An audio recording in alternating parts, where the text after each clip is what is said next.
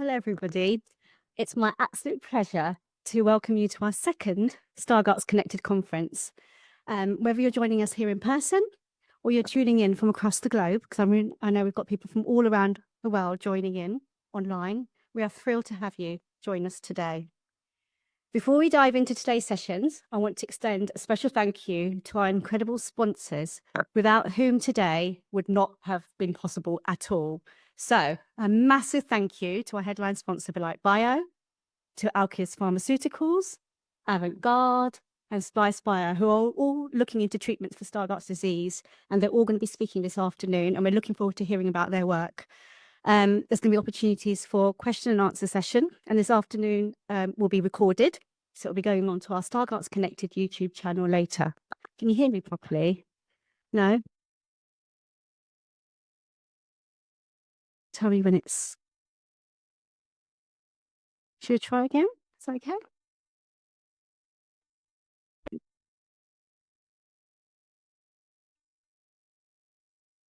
Should I continue? No. Yeah? Okay. For those who don't know me and are new to the charity Stargardts Connected, I'm Bhavna. I'm one of the co-founders and the CEO of Stargardts Connected, and I'm not to get emotional, but a proud mum to his son, Ethan, who has Stargardts disease.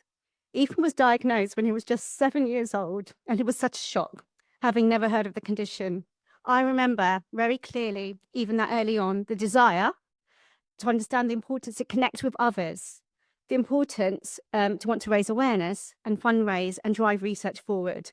And these are the very pillars that our charity stands on today: raising awareness, giving support, and seeking a cure.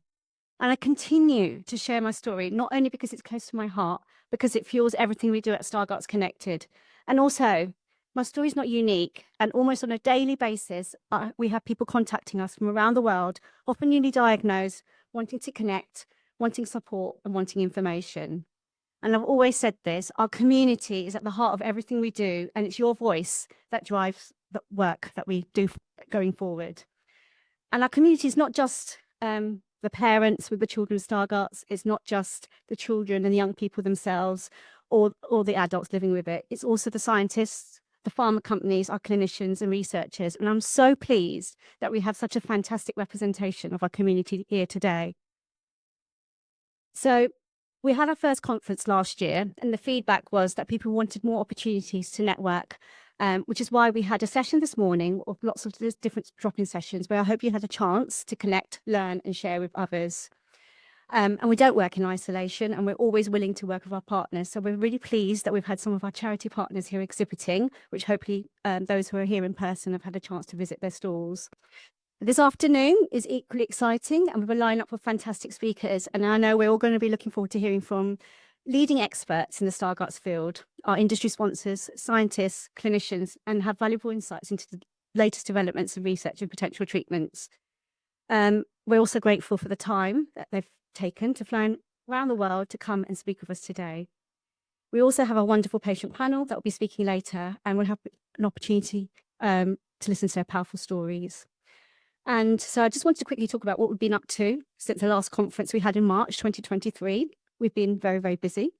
And we continue to raise awareness in multiple ways. And I know that our community has also been involved in that, whether it's been in the media, radio interviews, to advocate and talk about our work. We even received an invite to Buckingham Palace, the garden party earlier this year, and their afternoon tea was wonderful. But it was also wonderful to meet other community leaders and hear their stories. So these events help increase the visibility of Stargardts disease, which is essential in advocacy and research. We started something called a monthly Stargardt Stars, which is on our social media, and we shine a light on our many, many talented, inspiring individuals. We've had people that build houses, we've had head boys, we've had amazing artists, and we're never ceased to be amazed by how brilliant our community is. So do get in touch if you want to be featured as one of our Stargardt Stars. With the support and grant from Thomas Pocklington Trust, we've created an educational toolkit around supporting children and young people with Stargardts in an educational setting. It's actually on our website. Take a look. And we're going to continue to add more resources to it. And we've had teachers contact us to say that they've been able to use it. And it's not just for educational professionals, it's for parents and children and young people to use as well. We have our online events, we have our face-to-face events, and we have many new faces that join us all the time. And we call them our usual suspects, people that come regularly to our events, and obviously both are very welcome. We've got our patient register. We've got people from over 50 countries signed up. And from there, we've started linking people up, and we have like 2 established sort of peer support groups that are very well run by Sharon Ashrafia does one of the London groups. And we've also got Roger as well running the Bold group, which is kind of Oxford based. And please do sign up to your register if you haven't already. And we've realised as our community grows and our charity is growing, there's a need to expand the work that we do and our task force. So really happy to say that we received some funding from the National Lottery and the Power Family Foundation quite recently, and we're going to be recruiting an employer, a new member of staff, yay, to help us, which is what we so need. So do keep a lookout for that, for the advert. And I also want to say an incredible thank you to our fundraisers for their support, whether it's making a donation, baking a sale, baking some cakes, or we've had people climbing Kilimanjaro, we've had someone doing ultra marathons. I know Paul's here who's done an ultra marathon. Can't begin to tell you how important it is for our charity, and it's solely through these funds that we can fund research projects, 2 of which are going to be talking this afternoon. And we cannot do this work without your support, so please, continue to help us and support if you can. In the subject of research, we had an inaugural research network meeting yesterday in this venue. And again, it was attended by leading experts in the Stargardt field, where we talked about the Stargardt research landscape, we talked about a patient register, and the fact that we're there in the room just shows their commitment to Stargardt's research and also the charity itself. With that, I want to say thank you once again for being here. Look forward to hearing from my incredible speakers and learning alongside all of you. Most of all, continue working together and bring out positive changes in Stargardt's world. I'm going to pass it to Professor Michaelides, our charity medical advisor, who's going to be chairing the next series of talks. Thank you. That's wonderful. Thank you very much. So we're just going to crack on. We've got a wonderful team of presenters. I'm hoping they'll try and speak for about 10 minutes, which will leave about 5 minutes after each talk for a couple of questions. So we start with Dr. Hendrik Scholl, who's Chief Medical Officer from Belite Bio. Thank you, Hendrik. Thank you, Michelle, and thank you very much for the invitation to be here in London. It still feels like home after more than 2 decades of my fellowship here in London. And what I can say before I start, this is an exciting time for Stargardt's disease. We have never been so close to therapy. I've been seeing patients for 25 years with Stargardt disease in all my locations: London, Tübingen, Bonn, Baltimore, Basel. Many start with B, by the way. Just realized that. And we have never been so close to therapy, and this is really an exciting time. And this was also the reason why I joined Belite Bio, because we are very, very close to therapy. So what is Belite Bio doing? This is an oral compound, anti-RBP4, and I will explain that hopefully understandably for you. So patients affected by Stargardt disease harbor genetic mutations in a key protein within the retina, so-called ABCA4. I think everybody in the room knows that, which interferes with normal vitamin A processing. We also call vitamin A retinol. And this plays a very important role in the so-called visual cycle. I'll get to the visual cycle in a moment. And this results in significantly increased accumulation of cytotoxic byproducts of vitamin A, so-called bisretinoids, and progressive retinal cell death. Tinlarebant, that's the name of the compound, is a novel once-a-day oral tablet designed to bind to serum retinol binding protein type 4, briefly RBP4, I will explain that in a minute, as a means to specifically reduce retinol delivery to the eye in order to reduce the accumulation of bisretinoids and slow or halt disease progression.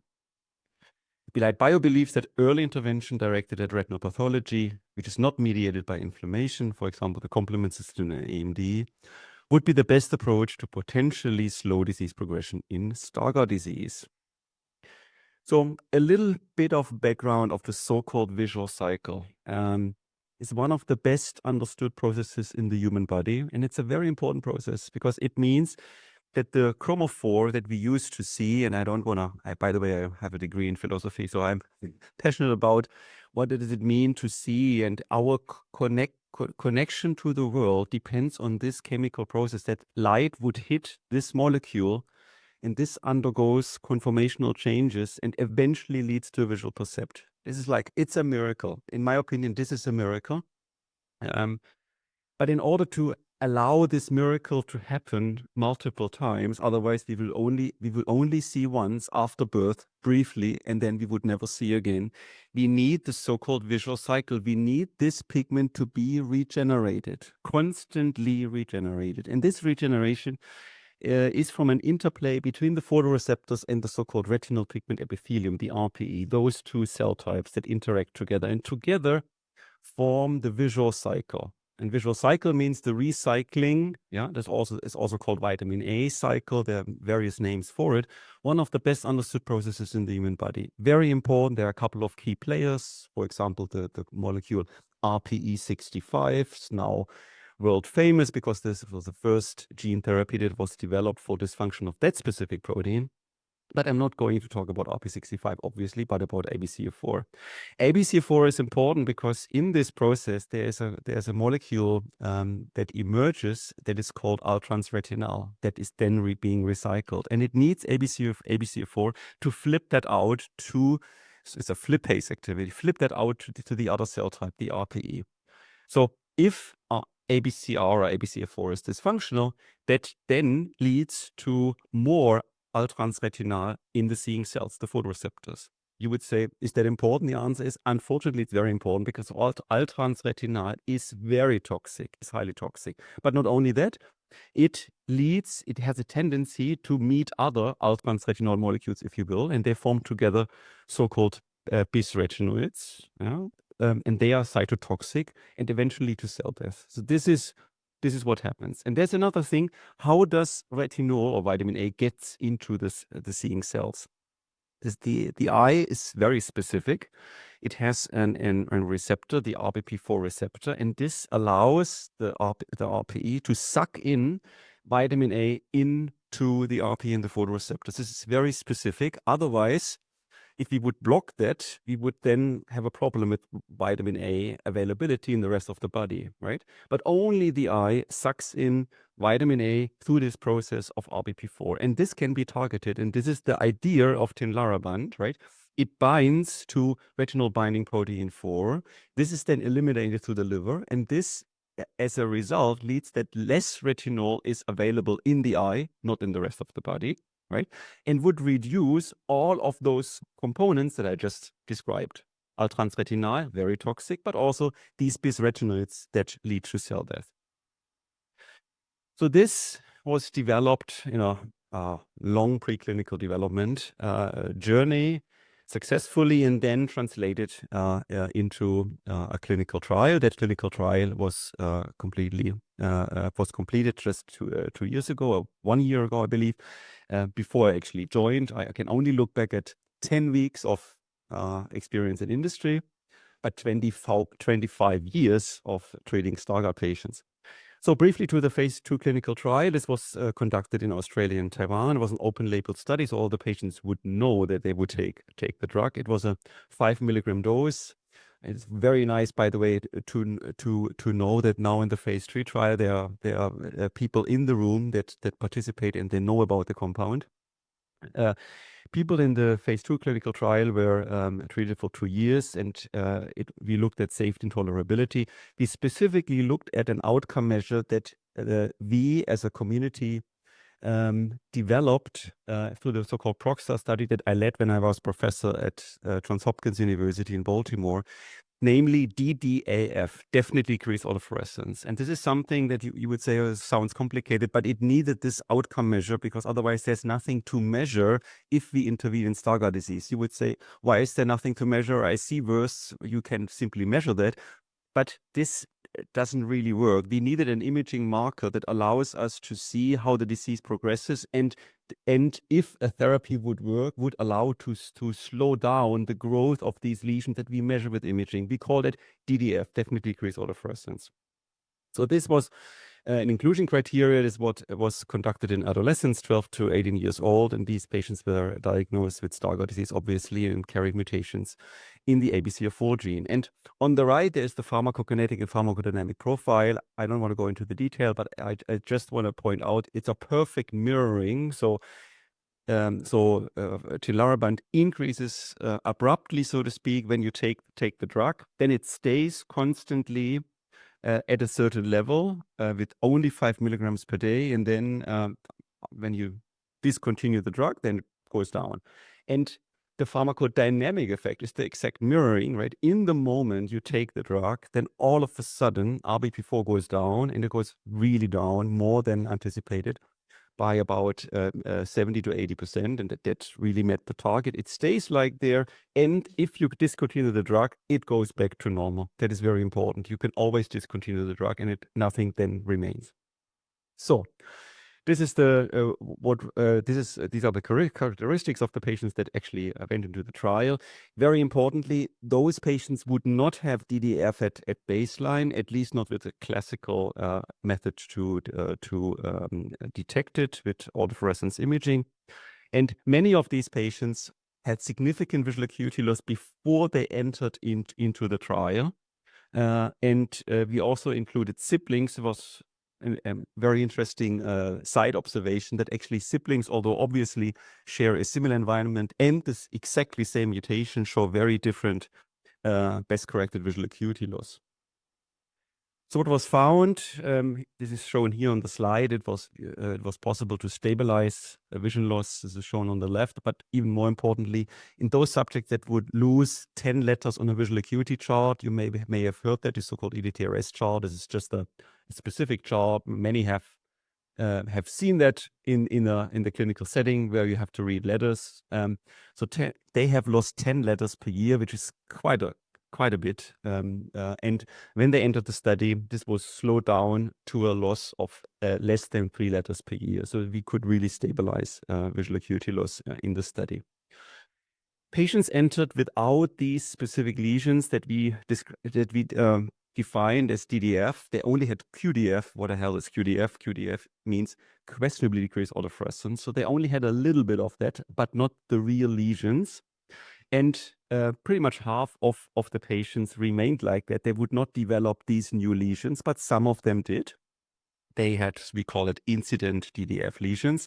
And we actually compared those incident lesions to a set in the ProgStar study and found that actually the lesion growth of these lesions was pretty much exactly half of what was found in the ProgStar study.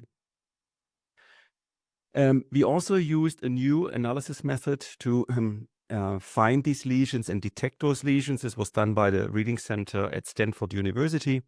And it was found that when you look at specific gray values, some of the subjects would have atrophic lesions, small lesions, but it was shown that under therapy, that the growth would completely saturate, so was essentially stopped using Tinlarebant. This is shown on the lower left, where you see this saturation when you do this specific type of plot where you actually simulate the tendency of slowing down the growth. And on the right, what is being shown that it remained at a level of 7% of the macular area over the treatment period. What about safety? This is obviously very important because you as patients would like to get access to a drug that is actually safe, and this is very important, right? Of course, we want to show efficacy, but safety is paramount.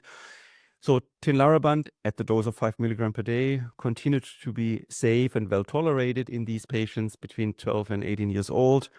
It produced 80% reduction of the target protein, namely RBP4.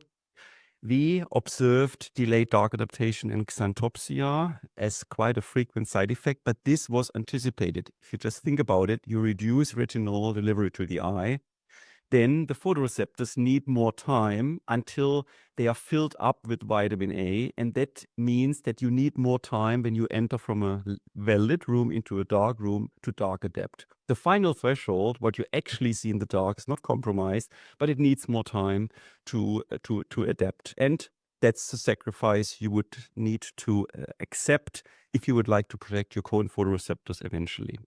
All instances of delayed dark adaptation, night vision impairment, and xanthopsia were mild and transient. So if you discontinue the drug, it gets back to normal, or to be more precise, it's not normal in Stargardt in the first place, but it gets back to baseline.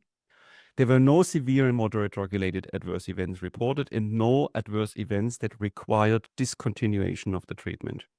And there were no clinically significant systemic findings in relation to vital signs, physical exams, cardiac health, or organ functions. So this prompted the further development into so-called registration trials, meaning if a registration trial is successful, the drug can be brought to the market. To the left, the so-called Dragon trial that is being conducted at various sites around the world, including in London, and Professor Michaelidis, top recruiter in the Dragon trial. So this is very important to us to have him here as an important partner in the trial. 2-to-1 ratio, twice as many patients get the drug compared to placebo. It's completely enrolled. Almost all patients have completed a 12-month observation period, some already 24 months. The primary outcome measure is this lesion growth of DDAF lesions that I just described.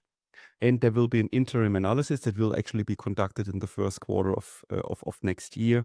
And the key inclusion criteria are adolescent subjects between 12 and 20 years old that are diagnosed with Stargardt, have these lesions, and obviously carrying mutations in ABCA4. There is now a Dragon 2 trial that was prompted by the Japanese authority. Japan wants to be the first country to market the drug, but they're required to have subjects in a trial with the compound.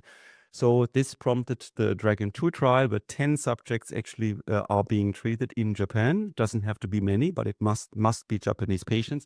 And we thought if we do the trial, then we invite other centers to participate. Again, it will be United Kingdom. It will be Moorfields Eye Hospital around the corner, which is super nice. And it will be in the US. This will be a 1-to-1 ratio. And with that, I would like to summarize in this phase 2 study, 5 milligram tinlarebant produced a mean reduction of 80% of the target protein, namely RBP4, which was readily reversible during drug cessation.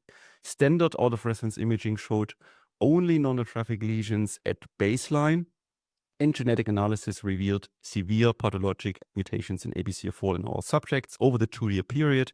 5 of the 12 subjects showed no incident of these lesions, and QDF lesions, so the baseline lesions, did not increase in size at all.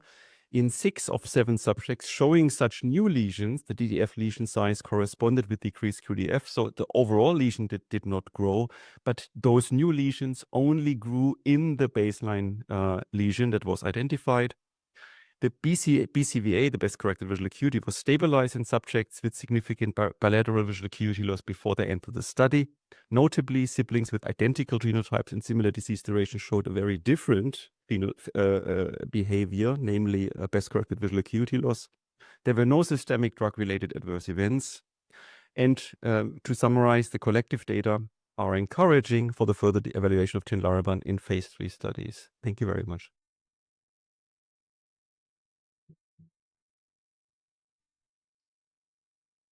Thank you very much, Hendrik. Lovely presentation.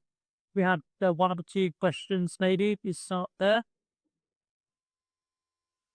Thank you very much. I was wondering what you think timelines for the Dragon 2 study to it was about my second best voice. Is there scope passionate use in it for the drug? Yeah. 2 very important questions. So the first question, if I can just repeat it, what's the timeline to get the drug to the market? It will depend to the regulators. They indicated that 1 study would be enough, right? So the Dragon 2 study may not be needed, but we are conducting the Dragon 2 study and it's already recruiting. So I believe the Dragon 2 study, if needed, will help to bring the drug to the market. We will have an interim analysis in the first quarter of next year. The trial will be completed in the first quarter of 2026, and then actually a new drug application can be submitted to the regulators. To the second question, compassionate use program or expanded access, this is being discussed currently in Belite Bio. I'm just new to the team, so I don't know all the details, forgive me. Currently, it's clearly available in the Dragon 2 study. So what I can advise right now, please visit Moorfields Eye Hospital, for example, which is an excellent site. I can only recommend that, and explore if you can be recruited into the Dragon 2 trial. Thank you. Great answers. Great question. One more question, maybe. So the lady. Let me. Hi. Hi. I've had Stargardts for 42 years. Would this compound be any good for me?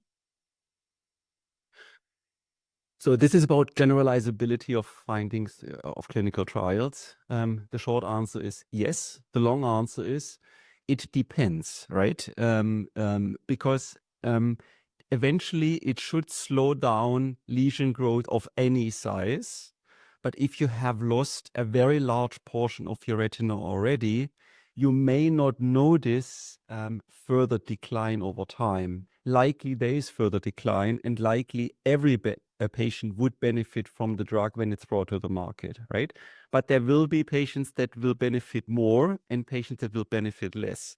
The funny thing or surprising thing may be that those patients will in the future benefit most that not yet have any symptoms, because it would allow them to see much longer with perfect visual acuity. We can model that. So if there is a lesion of about a square millimeter, right? It sounds small, but it's not so small when you do imaging, right? Outside the fovea, I think 1500 micrometers, we model that, right? And you have the standard growth rate of these lesions into the fovea. It would allow Stargardt patients to see 20 years longer with perfect visual acuity, right? But this would mean patients that have not yet any symptoms. And in a trial, you have to have a balanced risk-benefit ratio. And in the trial, we actually enroll on purpose patients that already have symptoms, where we can justify also some risk that is also being involved or possibly involved in a clinical trial. Wonderful. Thanks very much. Can we please thank Hendrik again? So all our speakers will be available in the break for further questions, but we move to our second talk, which remains within drug development. So I'd ask Dr. Seemi Khan, who's Chief Medical Officer at Alkeus Pharmaceuticals, please come up and present to us. Thank you so much. Thank you. Really appreciate the pleasure of having here. And thanks, Bhavna and the team for inviting us. It's a privilege to be here and seeing so many people up here. And yesterday was a very productive day and a lot of learning for me. Thank you. So today I'm just here on behalf of Alkeus, which is a company based out of Cambridge, Massachusetts in the US. And I'm here with my colleague who's the head of patient advocacy, Julia. Julia's been sitting and she'll be talking to a lot of you and about our programs if you are interested to know more about that. So next, please. So, okay. So I'm on my right side, I'm just showing these slides. This is just like it's nothing new that you do not know about. And Dr. Scholl has been very elegantly described the disease, so I'm not going to go very much into detail.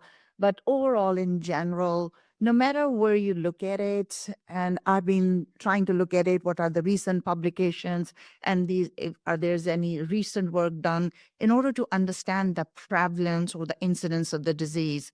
The publication showing across the globe, actually, if you look at it, no matter which country you pick it, somewhere in Europe, outside in Asia, or US, you'll find a relatively similar prevalence. And I'm showing the first box on the right is like a 1 in 8,000 to 10,000. And there are recent figures as well from 6,500 and 10,000 as well. And in UK in itself, 1 in 10,000, and you also see a figure as 6,710,000. So overall, in 2017 and 2021, there are new publications which is saying that this may be an underestimate. So one thing we all know, this is the most frequently found or frequently most prevalent inherited retinal disease. So the number could be in US in general would be 30 to 80 plus thousand. And as in the previous presentation, it's been told this is due to the pathological mutation of the ABCA4 gene. A lot of you must be familiar with this figure about the macula and the fovea. What I'm showing it up on the screen on the right-hand side is just a picture of the retina as you see. There's an area called macula, which is like in center, and within that center is the most concentrated photoreceptor zone, which is fovea. And that fovea has the most number of the photoreceptors in their both rods and cones. So I think Dr. Scholl was describing in an answer to one of the person in the room is that when the lesion encroaches on that area, that is where you just see the most loss of the vision. So in general, nobody knows more than you that what happened, how the disease progresses. What I'm showing it right now on the slide is overall what are the visual symptoms which have been perceived by the patient themselves, and what are the current, in general, standards of management. What happened is that, and it has been described in the previous presentation, is that how the actual photoreceptor loss occur. In general, the visual acuity can differ. The patients can have a perfect vision, 20/20, and it can deteriorate, and what we call is a legal blindness, which is like a 20/200, and it can get as worse as 20/400. And the prognosis varies depending on the age of onset. Earlier you have the symptoms, the relatively more progressive the disease in itself is. So the visual symptoms can be, which is showing on the screen up here, could be the blurred central vision. It's a loss of central vision as opposed to the peripheral. And the difficulty seeing in the dark adaptation in itself is an issue with these patients. Like when you walk into the dark room or the dark places, dark alley, it takes longer than usual time to adapt to be able to see that. And they will be seeing the dark areas of the gray spots. Overall, in general, the disease monitoring itself, there are many counseling services which are available, and some of these community work which has been provided, and we've been meeting many organizations that have been providing a lot of support in terms of understanding. Whether it is Stargardt or any other disease, understanding the overall prognosis of any disease and the history or the natural history or a natural progression in itself is very important, that you can see what to expect, what is coming next. Sometimes knowing is much better than unknowns. And there are a lot of low vision rehabilitations which you must be aware of. There's not a day goes by when we do not hear from patients and their families globally. Our program in itself was only based out of the US, but we will be expanding it to outside the US as well. And in coming months, you'll be hearing more about it. But we do talk to patients very often. And then we do hear about Jack on the right-hand side is a very bright guy. He has his own business. He's running that. And he just mentioned when we were talking to him, and they both allowed us to show this picture. So I'm showing on the screen a picture of two patients who we encountered and have the discussion and listen to their life stories. And one of them, he just said that I don't have a peripheral vision. And as you could just see, he's looking at a tablet where there's enlarged wording. These are the aids that can be provided to them. And on the left-hand side is another patient, which Miles is a young guy who also just expressed that, hey, doctor just blurred that you'll be going the partial blind, and all I heard is blind. And sometime as a physician, and I know that a lot of time in our clinic and anywhere where we work, we try to explain, given the time what we have it, but how it has been perceived by the patients and the families who are in the room is extremely important. So overall, this is an autosomal, and as I mentioned earlier on, this is the most common inherited retinal disease.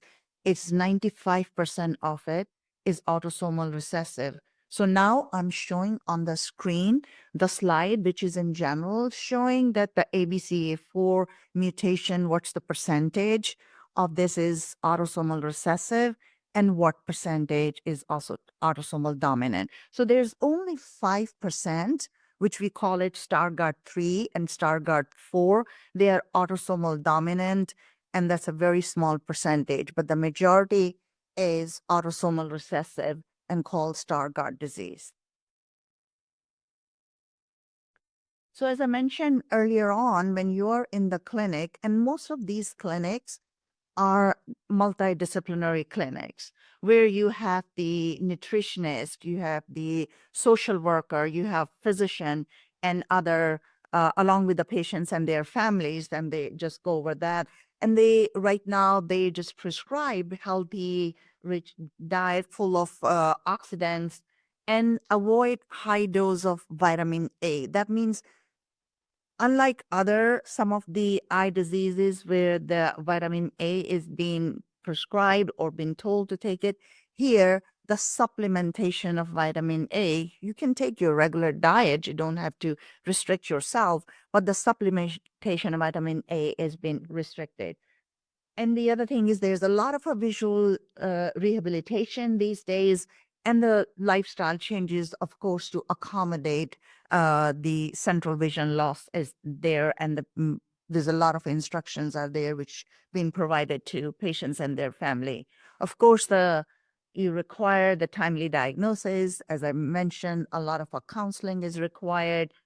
This is young population. It happen majority of the time starts in early, and this is the stage at which you are learning. So a lot of that learning abilities or special counselors and a special situations been provided to these patients and their families to help them to continue with their educations. Sun protection, we heard yesterday, the special glasses up there. And as I mentioned, the smoking cessation, which is like a widely across. So what do we exactly do? What is the product? So very briefly, I'm just going to go over that. You heard earlier on that the initial injury in this circumstances in the Stargardt disease is as a result of the collection or the formation or the lack of clearance of the byproducts of vitamin A, bisretinoids. So what I'm showing it on the screen on the right-hand side is the actually molecule, the retinol, vitamin A, up on the top on the right-hand side. And at the bottom, our molecule, which is a new molecular entity, and it is called gildoretinol. And here at carbon number 20, the hydrogen, 3 of the hydrogen is just replaced by the deuterium. So what is deuterium? Deuterium is a heavy hydrogen. It is present in the natural water as well. So what happened is that you do not deprive your visual cycle of of the visual cycle of vitamin A, but you replace this with gildoretinol. So when you take gildoretinol orally over a course of 8-week period, you replace almost 80 to 85% of vitamin A. Your body, because the rest of the body consider it as vitamin A. So the body treat is at vitamin A, it picks up, it goes to the visual cycle, and that bond breaks or break only in the visual cycle. So what happened is that that bond requires a lot more energy its inotropic effect it creates. So it requires a lot more energy, and there's already decrease in the ATP. So it doesn't get broken up there. So there's a less formation of vitamin A aldehyde monomers so that they don't combine to form the dimers. That's how it works. Now, what we have it in terms of, so I'm not going to go over that. That was very nicely described by earlier on Dr. Scholl, but it just shows that it decreased the formation of bisretinoids. But what do we do? What are the trials we have it? We have a called TEASE program in which we have 4 trials. One of the first trial was a double mass placebo controlled. 50 patients, we have it in that trial, which is concluded and showed really significant results, significant improvement compared to the placebo.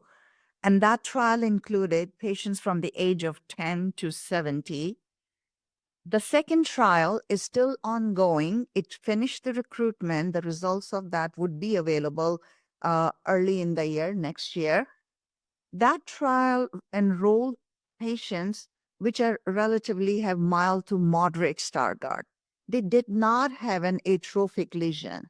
The first TEASE-1 trial were required to have a chorioatrophy and chorioretinal atrophic lesion for at least have a size of the 0.5 millimeter.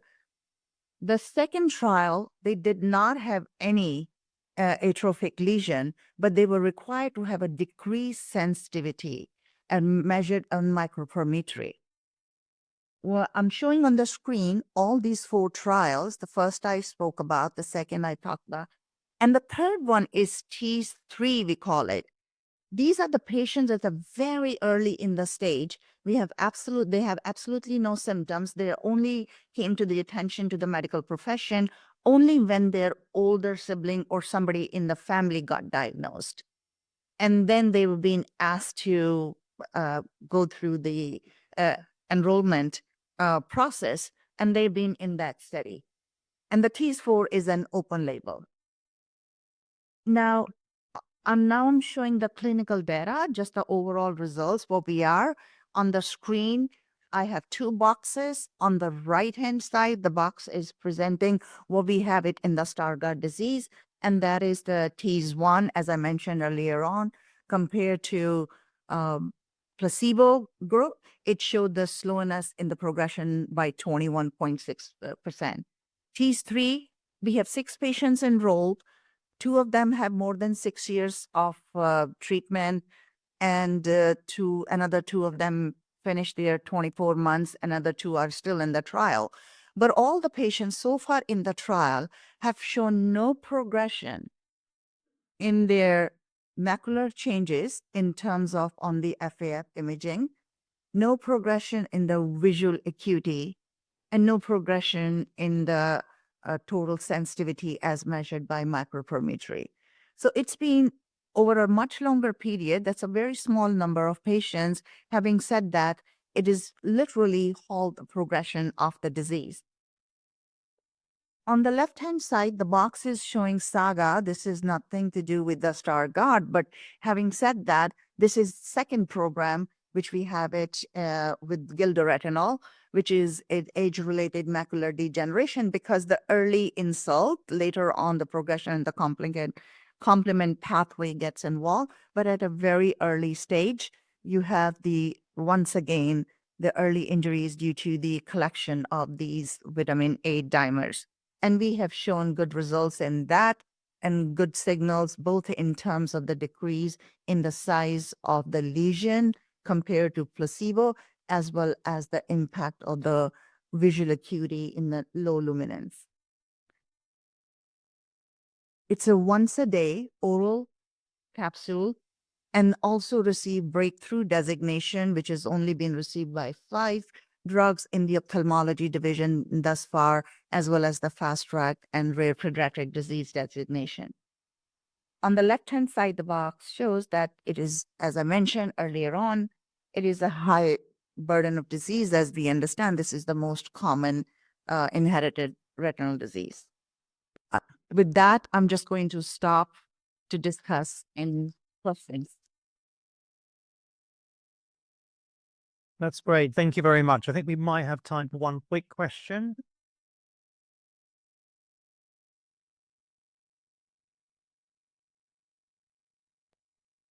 I was just wondering how the drugs that you're developing would interact with the Be Like Bio drug. So, for example, if you're on a clinical trial for one drug, would that preclude you taking sort of retinol in the future? So, for any clinical trials, once you're in the trial, you cannot take another drug at all.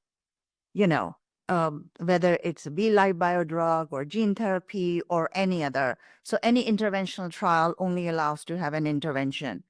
Now, sometimes people drop out from one trial, but then you need a long period for the drug to be completely out of the system and impact. But I think in the investigational trial, they're usually reluctant to enroll patients who have been enrolled in the previous trial because some of the impact is still there. So it is hard to differentiate. Now, after the approval, that's a very different discussion. Yeah. Thank you very much. Let's thank Simi again, please. So we now move to genetic medicines. We start with Dr. Maria Gamenetzi, who's a clinical development medical director at Avant-Garde Bio. Thank you, Maria. Right. Thank you, Michelle. I said it yesterday, but I'm going to say it one more time that I'm delighted to be here among patients, representative cares, patients associations, among academic distinguished colleagues and industry sponsors. So thank you very much for inviting me, and special thanks, of course, to Bhavna, who has organized all these wonderfully. So what I'm going to present to you today is Avant-Garde's approach for the treatment of Stargardt's disease. And this approach is the intin-mediated gene therapy that we are envisaging will offer an option for treatment of Stargardt's in patients. This is Avant-Garde's large gene therapy pipeline. We have two programs, as a matter of fact, and each one of the two programs has to do with two different platforms. We are already in a human clinical trial phase 1-2 stage for our Usher syndrome 1B patients. This is a type of syndromic retinitis pigmentosa. And we have the Stargardt's disease program, which hasn't been in clinic yet, but will be within 2025. We have a natural history study going on for Stargardt's, which will show how patients progress without treatment. And we will have an interventional study starting soon that will attempt to treat patients with Stargardt disease in a first-in-human study.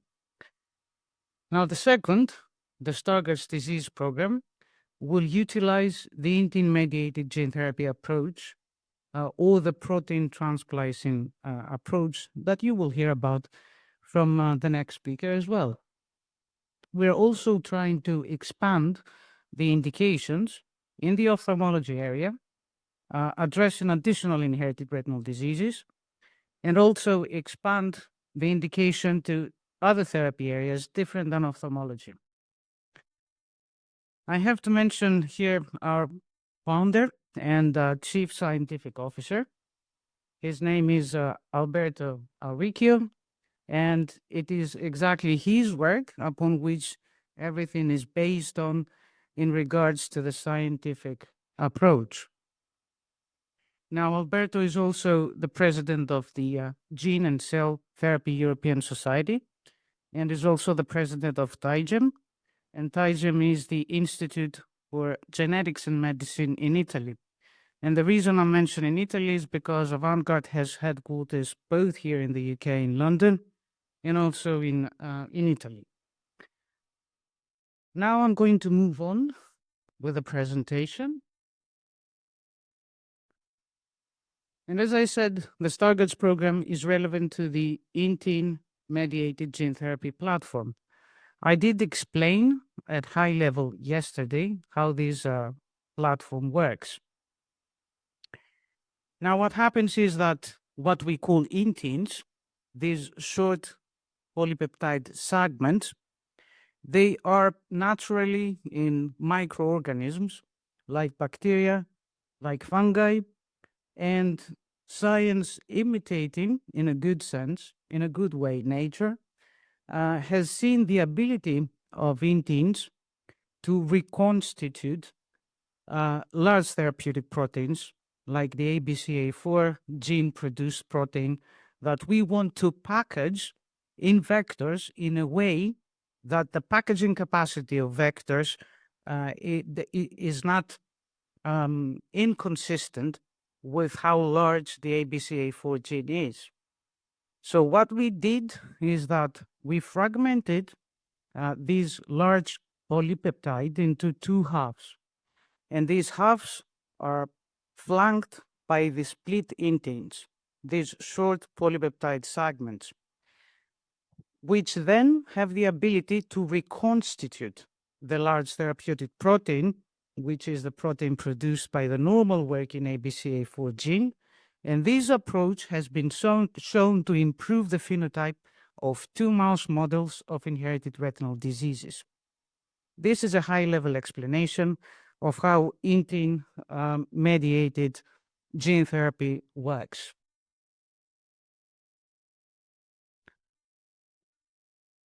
Now we have conducted some preclinical experiments. As I said, we're not in clinic yet. However, we have preclinical experiments that interrogate two aspects. One aspect is safety, and the other aspect is efficiency, at least at a preclinical level. What you can see here is the interrogation of safety and some answers that we have in regards to the inflammatory response in the anterior chamber and in the back of the eye, in the vitreous of non-human primates that we injected, of course, with the low dose and the high dose of our suggested gene therapy. There were no mortality issues, no adverse clinical observations. There was no change in relation to the body weight or to the food consumption of these animals. There was indeed a dose-dependent ocular inflammation, which largely, as you can see, improved by week 13, and there were no changes in intraocular pressure. On the left-hand side of the slide, you can see the severity score in aqueous flare, which is an indicator of anterior chamber inflammation. You can see that we have injected the non-human primates with a formulation buffer. This was the control treatment. And we also had animals that we injected with a low dose and with a high dose. When we are talking about anterior chamber inflammation, we can see from the graphs on the left-hand side that most of the inflammation subsides by week 5. And when you see what the case is with the vitreous cells, because indeed you can see vitreous cells, and indeed there is inflammatory response, and I am not aware of any gene therapy that doesn't have to deal with the reality of an inflammatory response, at least in the beginning of the follow-up period after treatment. You can see that the low dose and the high dose exhibited those inflammatory signs that reduced substantially by week 13, and they almost reached the levels of inflammatory response that we had with the control injected animals. As I said, one aspect is safety. Another aspect that has to be interrogated, of course, is efficacy. Efficacy or efficiency or expression in a sense of the level of photoreceptors that can be transduced with our gene therapy. On the left-hand side, you can see that with a single AAV, we have 100% reconstitution of the protein and expression in the back of the eye, which is the retina and the photoreceptors. With the approach of AAV-mediated in teens, you can see that the expression is 92%, which is expected. It's worse than with a single AAV. However, it is 3 times more than with a dual AAV. And this is a pretty good result. On the right-hand side, you can see cryosections of the retina of a non-human primate. The non-human primates, again, were injected, as I said in my previous slide, with a control formulation buffer with a low and a high dose. And what you can see is that using base scope analysis, and base scope analysis is a technique that we use to detect RNA, for example, there is between 76 and 99% of photoreceptors, co-transduction. And I'm talking about co-transduction because we're talking about the mRNAs from the two halves into which we split the protein. And you can see on the right-hand side, on the right side again of the slide, that we have about 60% of the total retinal length or total retinal area with high photoreceptor transduction. So 2 different large animals. One is the pig model and the other one is the non-human primate. This slide continues to describe what happened with the outcomes of our experiments in knockout pigs and knockout NHP non-human primate models. You can see on the left-hand side that there is human and native ABCA4 protein detection. We used simple Western analysis to see that when animals knock out non-human primates, but pigs as well, when they're injected with our AAV8 ABCA4 vector, they exhibit expression of the ABCA4 protein that is well above the wild type levels. And the same you can see on the right-hand side. This is a pig model. Pigs are considered to be very efficient preclinical models for inherited retinal diseases and Stargardts due to their size of the eyes, and also the architecture of the back of the eye. Again, simple Western analysis is showing that there is expression of the full length wild type protein in ABCA4 knockout pigs. And if you're wondering about how we managed to produce those either non-human primates or pigs that are knocked out, knockout means that we eliminate the ABCA4 gene. And the way to do that is by using the latest technological advancements, which is this method that you might have heard on the news, CRISPR-Cas9 gene editing.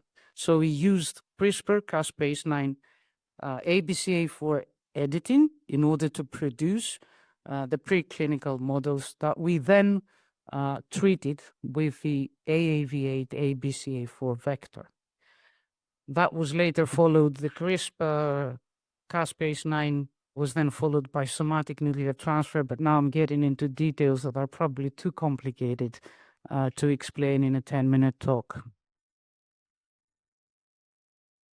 So this molecule that you can see, AAVB039, that's how we call it, the molecule the gene therapy that we will treat our Stargardts patients with when we start our interventional study, is aiming to rejuvenate visual function.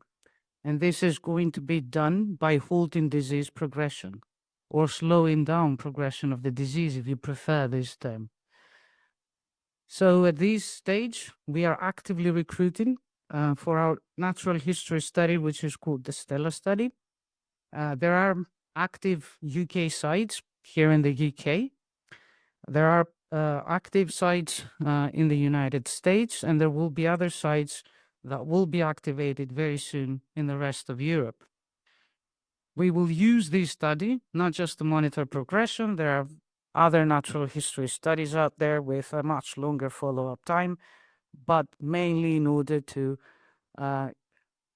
get the appropriate patients with the appropriate genetic and phenotypic profile that are going to be treated in the first in human study that we call Celeste, and which will be in clinic in 2025. One last observation, because before I stop and before I satisfy Michelle's instructions for all talks to be up to 10 minutes, I will just have to say that our Intune platform is a different set of Intunes than the Intune platform that you will hear about from the next speaker, my colleague, who gave a wonderful presentation yesterday. And I have to add here that in the best of my knowledge, there are no first or second generation Intune sets. There are different Intune sets, and all that matters is for those approaches, technical approaches, to be utilized in a way so that we have the outcome that we all wish for our patients and the disease that we are trying to deal with. Thank you very much for your attention. Super. Thank you, Maria. Time for maybe one question.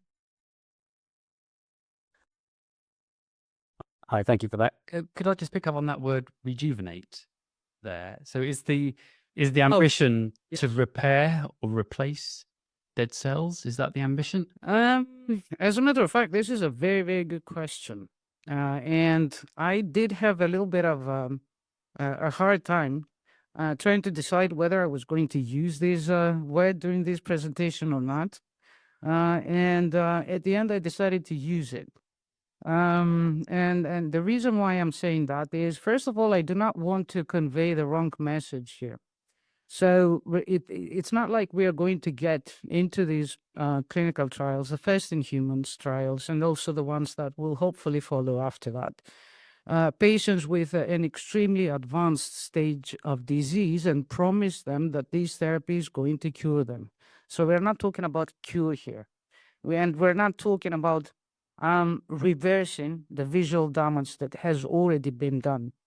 But what we are talking about, and I think you will hear it, and you have already heard it from previous speakers, is that we are mainly trying to slow down progress of the disease. This is the ultimate aim.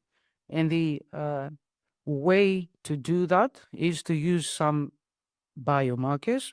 They were mentioned before by Hendrik very well. And we are talking about the way you view the damaged area, the atrophic area that is right in the center of the back of the eye, sometimes extending to the periphery, and which we call areas of decreased autofluorescence. Whether this is definitely decreased, which means really, really dark on fundus autofluorescence imaging, or questionably decreased, which is a little bit less dark. However, photoreceptor damage is there, and therefore I agree we should be looking at treating all those patients with any type of autofluorescence. So to answer your question, because I probably said a lot, with one sentence, is the aim is to halt disease progression, and the aim is to at least offer the patient the chance to see as well as they can see now and not progress any further. Brilliant. Thank you. Let's thank Maria again, please. So we remain within genetic medicine, and it's a pleasure to introduce Dr. Anis Giras. So he asked me before what my name was, and I just butchered his surname, haven't I? Chief Medical Officer from Splice Bio. Thank you. Thank you. And I've been called a lot worse before, so don't worry. It's my pleasure to be here with all of you. Thank you very much, Bhavna, Professor Michaelides, and the whole team at Stargardts Connected for inviting me to talk here today. What I'm going to be talking about today in the next few minutes is describing to you a little bit about what Splice Bio does, a little bit about the company itself. We're a gene therapy company. We'll be talking a little bit about how gene therapy works as well, and then how the gene therapy can be applied for patients with Stargardts and what kind of clinical trials we're running in total. So that's going to be the encapsulation of the next few minutes. So a little bit about Splice Bio and its location. We're actually based in Barcelona, although physically I'm actually here, based in the UK, being a UK-based doctor and ophthalmologist. This, as some of you may be aware, but not all, is the university campus in Barcelona where Splice Bio is based. And the white boxed building there houses some of the offices where Splice Bio is based. If you're a football fan like myself, you'll be aware that Barcelona has got a very famous football club. And their training ground is just on the left-hand side of the image there, with the No Camp stadium, which is actually being rebuilt at the moment, just off the picture. So a great view and a great motivation for me to go to Barcelona every time. So a little bit about the company. We started in 2020, so we're in our infancy at this stage. This was really based out of some technology that came from Princeton University in the US and by a famous professor called Tom Muir. We have about 30, 35 employees at the moment, so we're still growing at this stage at a very fast pace.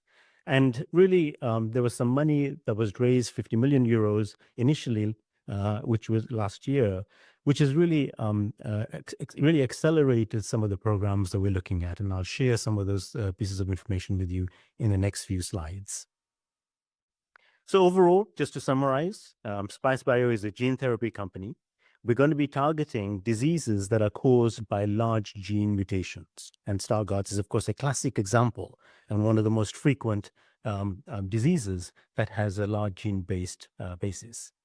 We'll be looking at adeno-associated viral vectors. You heard about that with my previous speakers. And also you heard from my previous speaker about the concept of protein transplicing. And that's exactly the same form of mode of action of our compounds as well. Although the Stargardts is the front-running program, we have got a whole host of other inherited retinal disease programs that we're going after. And we hope to be able to share more details about those in coming months and years. I'm not going to go into the details of the data itself, but just to highlight that we have a very strong preclinical program of data that really underpins the next stage of work that we're doing, which is we're going to be going into the clinic to have the first in human studies in the early part of 2025. Now, most of you will be aware of how gene therapy works, but actually I'm going to give you a quick primer on this as well for those especially who don't know. And there's a nice analogy at the bottom here, which is an analogy of how you write a letter and you deliver a letter by post and the person reads it. Now, many of you may not be familiar with this concept of writing letters. I'm showing my age. And if you're not familiar with this concept of writing letters, please ask your parents or grandparents maybe. But you'll get the gist of it. So essentially, the first part is writing a letter. This is akin to writing an email, with the Gen Z population. So you write the letter, and that's really the genetic material that you want to be able to replace. That's the principle of gene therapy. There's an aberrant gene, a faulty gene that's not doing what it's supposed to do, and therefore you're trying to replace that. Now, there are some shades and various gray forms of genetic therapy that are there, but I'll speak with the traditional method of just replacing the gene as a method of going forward. So you have this genetic material. Now, the way to get it into the human being is by encoding it into a vehicle which allows you to be able to get access into the human being. And, with the analogy is the envelope being the vector. And that's the vector which is actually transporting that genetic material into the human body. We need to then also add some various bits and bobs to that genetic material to make it more amenable for getting access into the body and doing the work that it needs to do in the body itself. So that's the whole package that you then have. And then the delivery into the human being. And gene therapy can be delivered into various parts of the body depending on where the problem is. With us, with our disease, Stargardts disease, we're talking about, of course, delivery into the eye and then into the back of the eye where the cells, the main photoreceptor cells, the light-seeing cells are damaged. And that's the delivery that goes into there. And that's akin to, the delivery truck delivering the package to its actually the place where it needs to be read.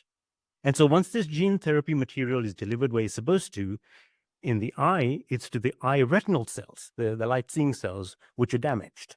And it's these cells that need to then encode and unwrap and read the genetic material.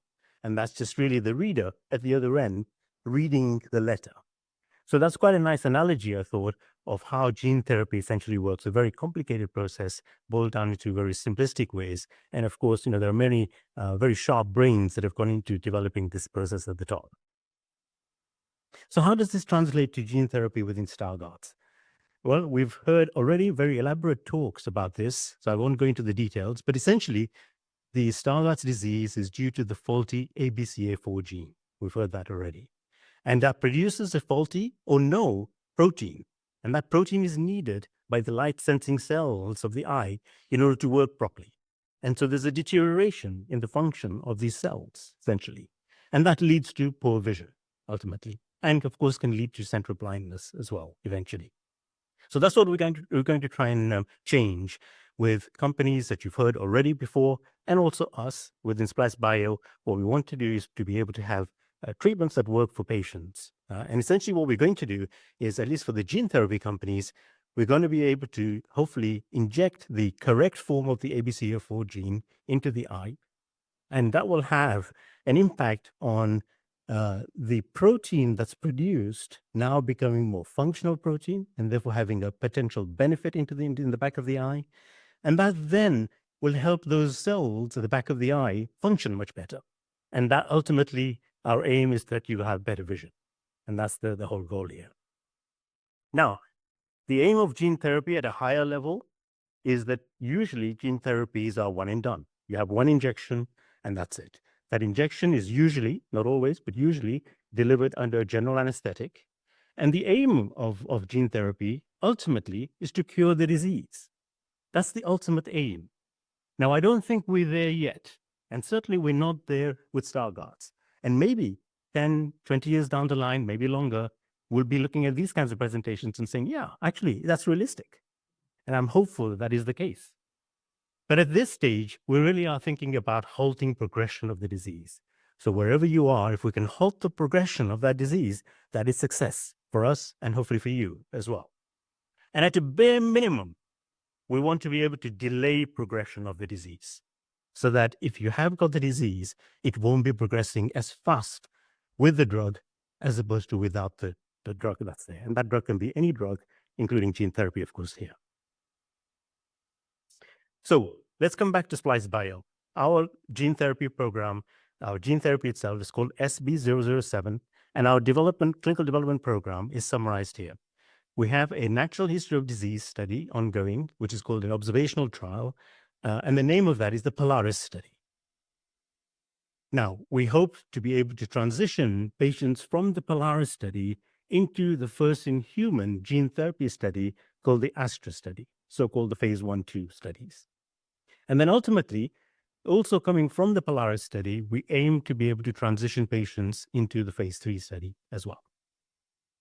So here is what we want to try and do. We know that the Polaris study is actively recruiting now, and there are centers here available.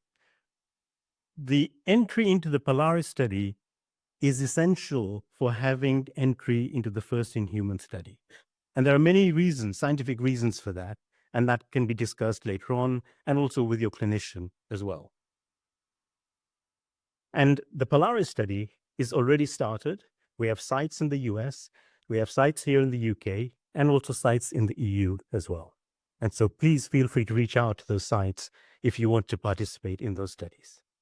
Now, if you are interested in being part of our clinical trial, then here are the 3 ways in which you can participate. You can either go onto our website, that's www.splice.bio. You can connect with any of our sites here in the UK, Moorfields and Oxford Eye Hospital will be the ones to go for. Or you can email at info@splice.bio. So these are the 3 ways of participating in the trials. And I wish you well, and I wish us well to be able to get some treatments out there for Stargardt patients in the future. With that, thank you very much. Thank you so much. Time for a question. Hi. So, with these new gene therapies, would that open the door for Alice, my wife, has Stargardts, and we have two children who haven't been tested. I haven't been tested with these types of therapies, and with the pharmacological therapies that were discussed. Would this open the door for gene testing of children who haven't been tested before to see if they are if they actually have the disease but don't have any progression, so that we could then potentially give them either a gene therapy or a pharmacological therapy to ensure that there was no progression? Yeah, very good question, actually.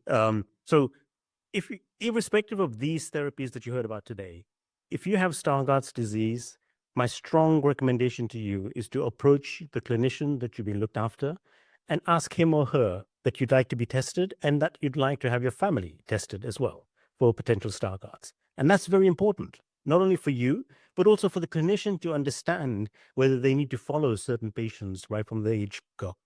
And that's very important for yourself, the clinician there. And then ultimately, as a pharmaceutical company looking towards doing clinical trials, it makes life easier for us as well to be able to know how many patients are out there and to be able to go to the right centers to recruit those trials. If the trials get recruited earlier, we hopefully get a treatment out there much earlier as well. So absolutely. Super. Thank you very much. Let's thank Anez again, please.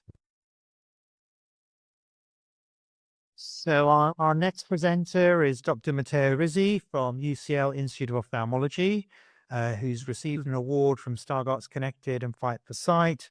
And some of that work he'll be talking to us today about developing an avascular zone in the Stargardt mouse retina. Thank you, Matteo. Thank you, Michelle.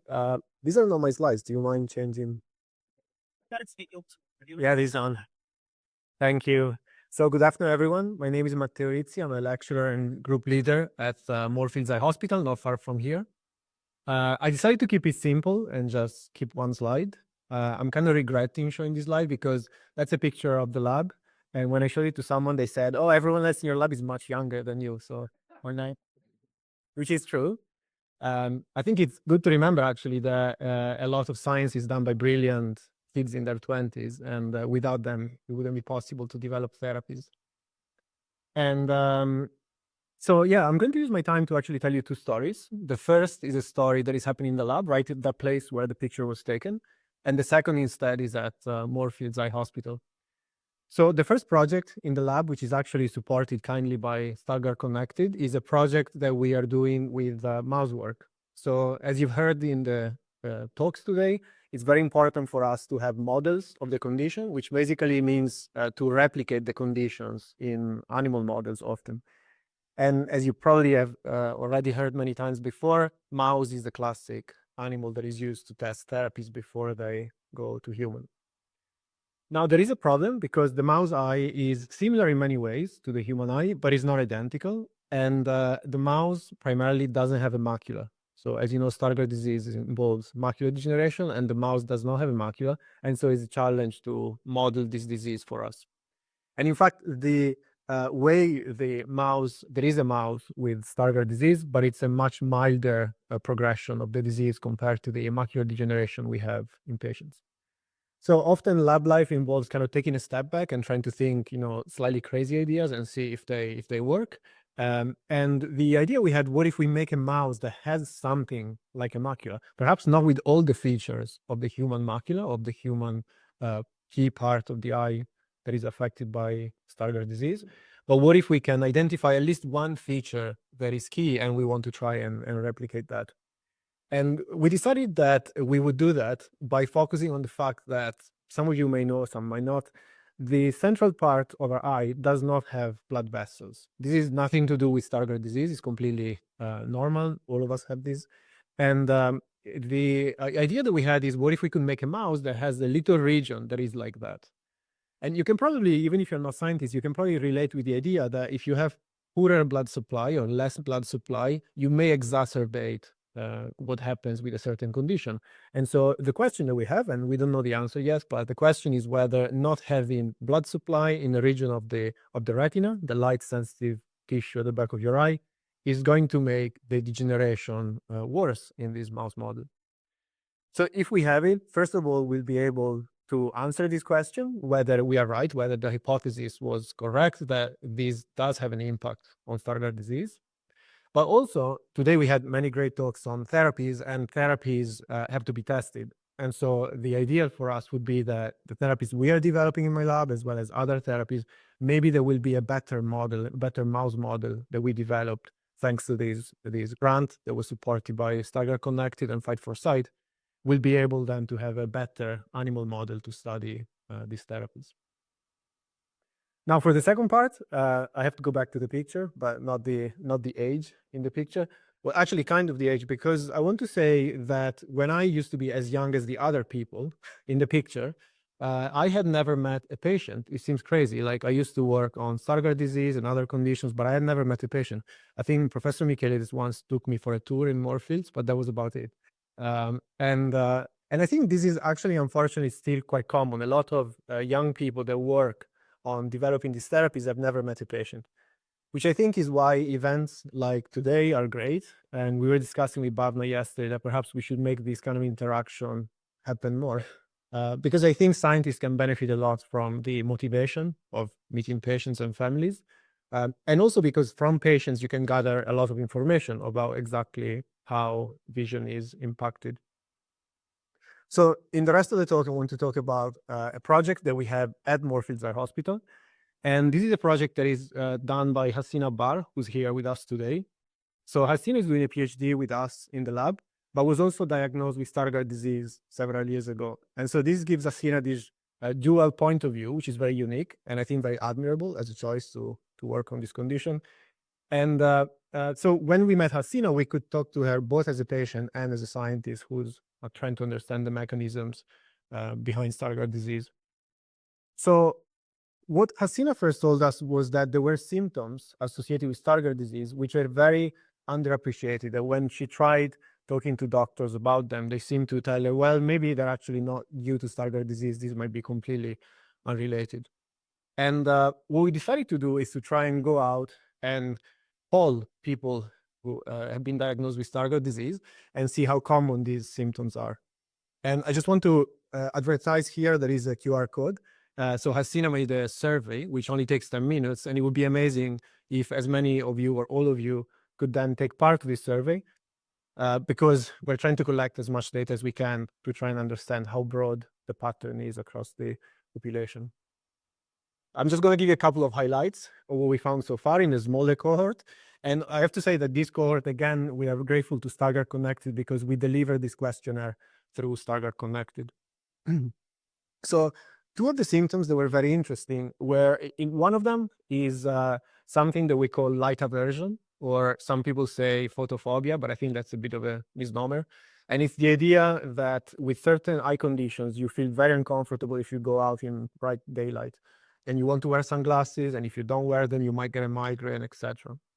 And Hasina found actually that a higher number of patients than we thought agrees, and they have these symptoms. The second one is something that scientifically is termed photopsia, and what it means is light flashes. And so it's the illusory perception of light flashes happening, even if there are actually no lights flashing in the world at that moment in time. And actually, in that case, Hasina found that the vast majority, 90% of Stargardt disease patients that were polled so far have reported this. And we're very keen to extend this because this was a smaller sample. We're now very keen to extend it because then we think we might be able then to look at all the measures that are being carried out at Moorfields Eye Hospital on these patients. So we might be able then to understand the mechanism behind the disease. We might be able to understand, for example, if these two symptoms correlate with how long you've had the condition for and other aspects.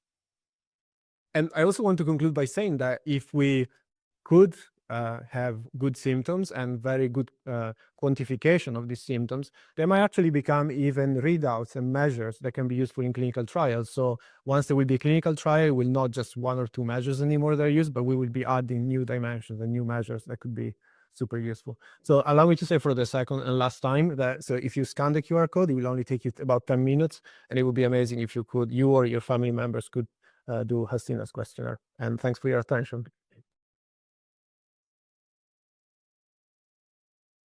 That was lovely. Thank you very much, Matteo. Please do scan the QR code. Any questions for Matteo?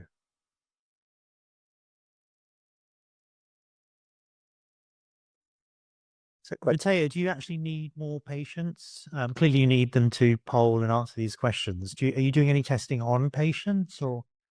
Yes, definitely. So the plan with the Hasina's PhD project would be then to correlate the answers with the patients. So in the first phase now, there is this questionnaire that is anonymous, but then we're very keen to have patients that are also happy to have multiple measures so that we can then correlate the different aspects of the disease with the symptoms that people report. Wonderful. Thank you very much. I'll certainly echo the challenges in measuring photoaversion for Stargardt and other conditions. So can we thank Matteo again, please? So our next talk again is a small grant awardee from Stargardt Connected and Fight for Sight from Cardiff University, Dr. Malgorzata Razanovska, is going to talk to us about evaluation of whether blocking damaging blue light with a yellow filter can protect the retina from further damage. Thank you. Thank you very much. And thank you, Bhavna, for organizing the morning session when I had that great opportunity to speak with patients. That was very well, patients and their families. So this was really motivating and I've learned a lot. So now I'm going to talk about my research, which was done on animal models, mouse models of Stargardt's disease, where we were trying to evaluate whether blocking part of blue light reaching the retina can make those mice less susceptible to light-induced injury. So we used 3 types of those mouse models. So the first one, ABCA4, this is what's responsible for the majority of Stargardt's disease. RDH8, it was identified just in one Italian family that gives this kind of appearance of Stargardt's disease. And those mice are developing the degeneration of the retina much, much faster. And those double knockouts, so both genes are eliminated, they progress really fast as well. And they are susceptible to light-induced injury. So when they are exposed for 30 minutes to light from a desk lamp with a fluorescent bulb, this causes partial loss of photoreceptors in ABCA4 knockout mice and complete loss of photoreceptors in those 2 other models, RDH8 and ABCA4 and RDH8 knockouts. So now the question is, what makes those retinas so susceptible to light-induced injury? So every time a photon, a particle of light, is absorbed by your photoreceptors, then it triggers all the events leading to vision, but also to release of that molecule, all transretinal aldehyde that has been mentioned already several times in previous talks. So all transretinal is a toxic molecule, toxic aldehyde that can attach to other molecules, damage them. It can trigger other molecules to send pro-inflammatory and signaling that results in further damage. So because of that, it needs to be quickly removed. And those retinas of Stargardt's mouse models, they remove all transretinal much slower than healthy retinas, and especially those RDH8 knockout mice. So in addition to being this reactive aldehyde, all transretinal absorbs light, and it absorbs light up to 460 nanometers. So this makes that distinction why I'm interested in this part of blue light below 460 nanometers that can be hypothesized to be more damaging than the longer wavelengths, because now you'll have this effect, not only of the toxic aldehyde, you'll have the effect of what happens when retinal absorbs light. It generates reactive oxygen species, so those reactive species, they damage surrounding molecules and can cause cell death. So the aim of the study was to determine the effects of exposure of the retina to whole spectrum visible light from fluorescent bulb, as at the top diagram. So you can see which parts are blue, and then green, yellow, orange, and red. And then in the second, for the second group of mice, we used what's known as warm white fluorescent bulb, so it produces more yellow and red light. And we used also a filter that removes completely blue light. And please notice those numbers, 16 kilolux, so this is how bright you perceive that light for this cool white fluorescent light, and twice more, so twice brighter light for this light that removes the short wavelength component. Both of those exposures, they triggered excitation of the same numbers of visual pigments, so release of the same numbers of retinal molecules. So just to make it comparable. And then we use those different knockout mice and wild type mice for comparison. We expose the mice to either short exposures up to 30 minutes just to follow that removal of all trans retinal. So we can do that if we freeze the eyes immediately after the exposure and then analyze it by special methods. And then another group of animals was exposed to 30 minutes of light, and then we waited 7 days because there are some changes occurring in the retina that prevents you from good evaluation of its structure by those imaging techniques which are used in people. And then we were used optical coherence tomography. And here you can see the layer that corresponds to photoreceptors. So in those animals that were not exposed to light, the retinas are normal.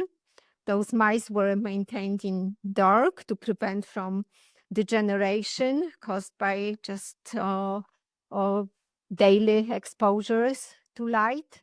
And then if you look at that panel underneath white light, you can see wild type animals do not experience any damage. Those ABCA4 knockout mice, then you can see that under superior, so top part of the retina has much thinner layer corresponding to those photoreceptors, and then the inferior part of the retina is not that damaged. Whereas those RDH8 and double knockout mice, their retinas are totally deprived of all photoreceptors, or photoreceptors are lost.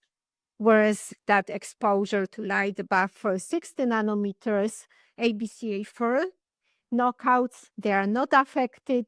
RDH knockouts have some thinning in the retina and a bit more thinning of the superior portion of the retina in those double knockouts. So from those mice models, we can clearly see that that exposure, photoexcitation of all transretinal matters a lot, and we can minimize the damage by removing that part. So then, if we extrapolate those results, the situation in humans, it means that yellow sunglasses can protect you from those effects where all transretinal is photoexcited by light. And then, well, you can find those yellow sunglasses as cycling sunglasses or for drivers. It's very good when driving at night to wear those yellow sunglasses. But in real life, you would be advised to wear like proper sunglasses, also to minimize that release of all transretinal that can act as toxic aldehyde when the light exposing where the retina is exposed to light at longer wavelengths.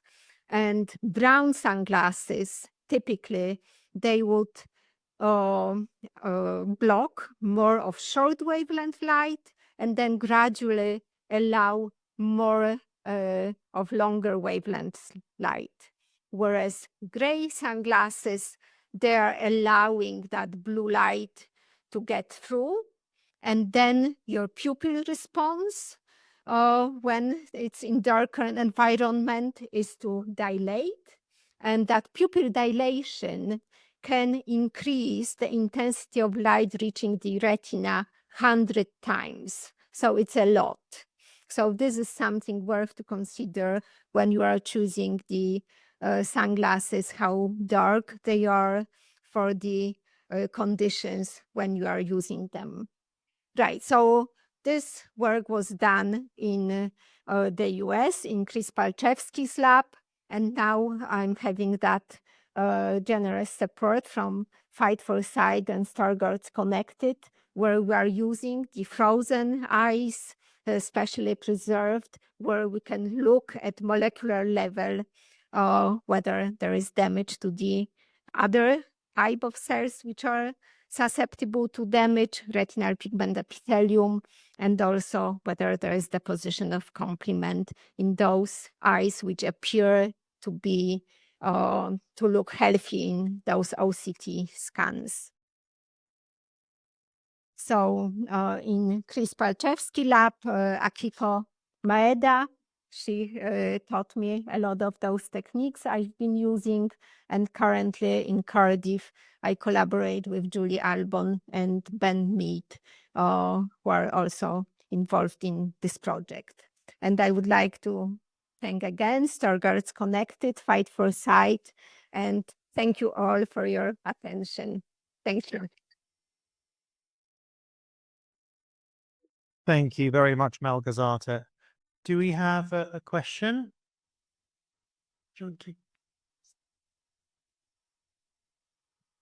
Thank you. I was wondering, I know that there's more work going on, but at this stage, and this might be a question for you or the clinicians, would you recommend that patients with Stargardt use yellow filters? Would you recommend that the lights at home be switched to a warmer hue rather than white LED lights, for example? Yeah.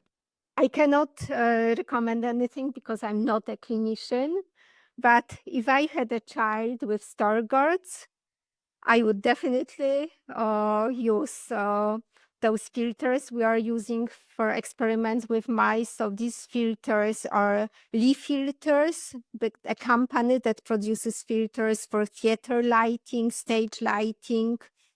So you can just cover the bulbs, but you need to be careful doing so. So there are also heat shields, there are UV filters. So the filter, the yellow filter on its own, it transmits some UV light. So if you have fluorescent lighting at home, there is some UV light coming from those fluorescent bulbs.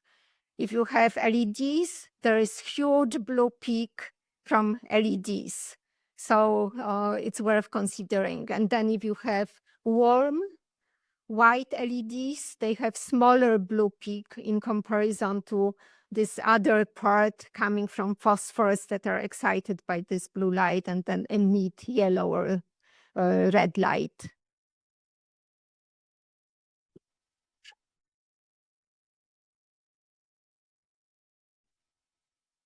Thank you for a very useful talk. You mentioned that it's useful to have a yellow or amber filter for the glasses, but would UV 400 protection suffice? So you had a lot of sunglasses that are UV 400. Do they do the same function? No, UV is below 400 nanometers, right?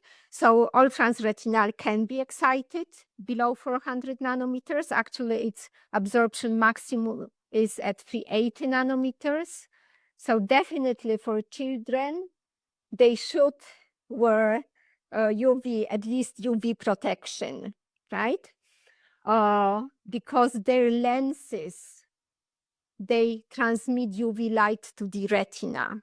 By the age of 20, your lens inside your eye protects you from UV light, right? But then you are wearing those UV protecting glasses to protect your eyes from developing cataract. So it's a different condition that affects part of the crown of the eye, the lens. And a follow-on question: your conclusion seems to be that yellow or amber filters are good, but you said there's a question of how to reduce the AT-RAL function, reduce that quickly. Isn't that the next part of the research work? That how do you achieve that? Thank you. I'm sorry, could you repeat that second part? So your hypothesis was that you have to reduce how quickly the AT-RAL is produced and formulated in the eye. It's acidic, toxic. Yes. So in Stargardts, all transretinal is not removed quickly enough. Yeah, right? but now how are you going to act? Now your research has shown that you need to remove it quickly. What's your next stage? Should you be working on that to help the patients? To remove it quickly. So there is research done. So there are inhibitors of the retinoid cycle. So they would act at that level in retinal pigment epithelium, inhibiting enzymes that produce 11-cis retinal, the chromophore of visual pigments. But then those clinical trials using those inhibitors, so far they were not very successful because this leads to delayed dark adaptation, night blindness, so-called. So people are not blind, but they slower adapt when they are in dim light. So there are those attempts to slow down the production of 11-cis retinal. As a result, there is less accumulation of all trans retinal. That's a brilliant question. Brilliant question. Just a quick one. It's to everyone. You're the first speaker who said that the results weren't very useful for this test. To the other speakers, I might have to speak them outside. Can they tell us how their research is progressing, the timescales, that they may have a breakthrough? Because that's the most important, whether it's medicinal or gene therapy. As patients, we need to know when is the breakthrough and which is the most useful for us. Sure. Thank you. Sure. Thank you. Last question at the back. Thank you. I think this may be more of a statement. This is an online question. It's from Marcella Ciccioli. In Argentina, Stargardt patients use 450 nm filters from 20 years ago, and the prognosis of our patients is more benign when we compare with cohorts that don't use filters with the same genetic kind of variations on ABCA4. Well, I'm not surprised. I would like to know why it's not recommended here. I'll certainly caveat that there is no evidence of that statement. So we certainly can talk about that further. I think for my bottom line, the mic, so I'm hogging it a bit now. The evidence base is uncertain. There's a lot more that's unknown than is known. So we need to balance some of those possibly limiting damage changes in our lifestyle in terms of different colors and filters with how it might impact our function. The evidence base is unclear, which is why this sort of work is very, very important.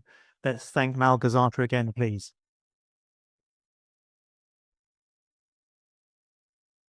So we move to Michael Prosland from UCL Institute of Ophthalmology, who is going to talk to us about supporting teenagers and young people to overcome macular problems. STOMP. Thank you, Michael. Thanks, Michelle. Thanks, Bhavna, for the invitation. I have no slides, so you can give your eyes a rest. But I do have slides I'm going to read from, otherwise I've no idea what I'm talking about. I'm Michael Crossland. I'm an optometrist at Moorfields. I've met several of you in the clinic, I think. But I spend most of my time doing research at University College London, and I'm particularly interested in well-being and mental health in people with vision impairment. And this is work I do with colleagues in psychology at UCL. So Mark Tibber, who is a clinical psychologist, along with Michelle and various other people who I'll speak about today. So I'm going to answer 3 questions. I'm going to pose 3 questions in my 10 minutes. First of all, I'm going to talk about what mental health and well-being is like in people with vision impairment in general in the population. Second, I'm going to speak about what mental health and well-being is like in people with inherited macular disease specifically. And third, and perhaps most importantly, how we can improve mental health and well-being in people with inherited macular disease. So first of all, what is mental health and well-being like in people with vision impairment in general?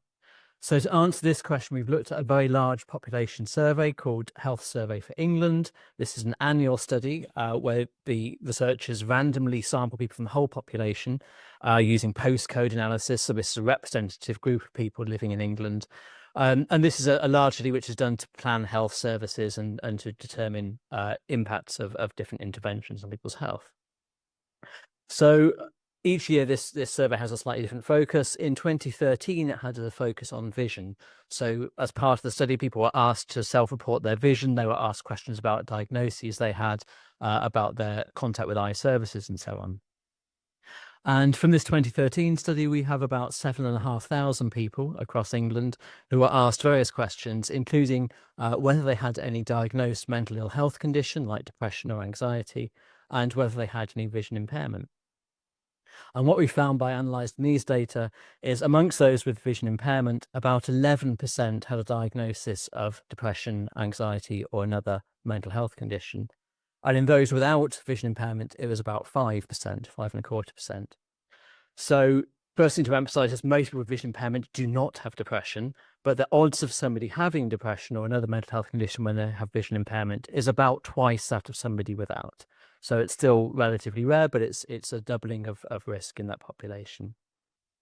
And by looking at this in more detail with people with vision impairment, we found that this is particularly likely in people who are younger adults, so those aged 16 to 24, those aged sort of midlife, aged 35 and 74, and those in routine and manual professions. So we look at socioeconomic status, people in sort of routine and manual jobs are slightly more likely to have mental health if they have vision impairment.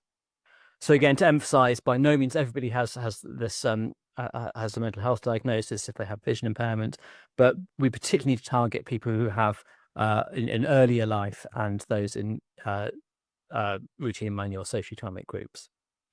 Looking at the other variables, there's no effect of sex, no effect of ethnic origin, and so on. So that's about having a diagnosis of mental ill health. What about people's mental well-being? So well-being is a slightly different concept. This is something we assess using a questionnaire called the Warwick-Edinburgh Mental Wellbeing Scale. And this is a bit broader. So it asks people questions to agree with statements like, I've been feeling good about myself, or I've been feeling optimistic about the future, or I've been interested in new things. So this is a bit of a more global assessment of how somebody's mood is. And this changes quite quickly. It's asked about people in the last 2 weeks. And this is a little bit independent to having a mental ill health condition. So you can have depression, for example, but have very good well-being, particularly if you're receiving treatment. And equally, you can have quite poor well-being without being diagnosed with a mental health condition. So this is a slightly separate construct. And again, using these data from Health Survey for England, we find that mental well-being is lower in people with vision impairment compared to those without. And again, is lower still in people who have a diagnosis of mental ill health. So there does appear to be this effect on average on well-being where people with vision impairment have slightly lower well-being than those without. And looking at some statistical models we've constructed, we find that the biggest impact to people's well-being is having a mental ill health condition, but the second biggest in our group is having a vision impairment. So just summarising that first question, we find that mental health is a little more common in people with vision impairment and that well-being tends to be slightly lower as well. So that's more generally about vision impairment. This is people interviewed in their own homes across the country, just taken at random. What's it like specifically in people with inherited macular disease, so Stargardt disease and similar diseases? So this is where STOMP comes in. To answer this question, we've been performing a study called Supporting Teenagers to Overcome Macular Problems, or STOMP.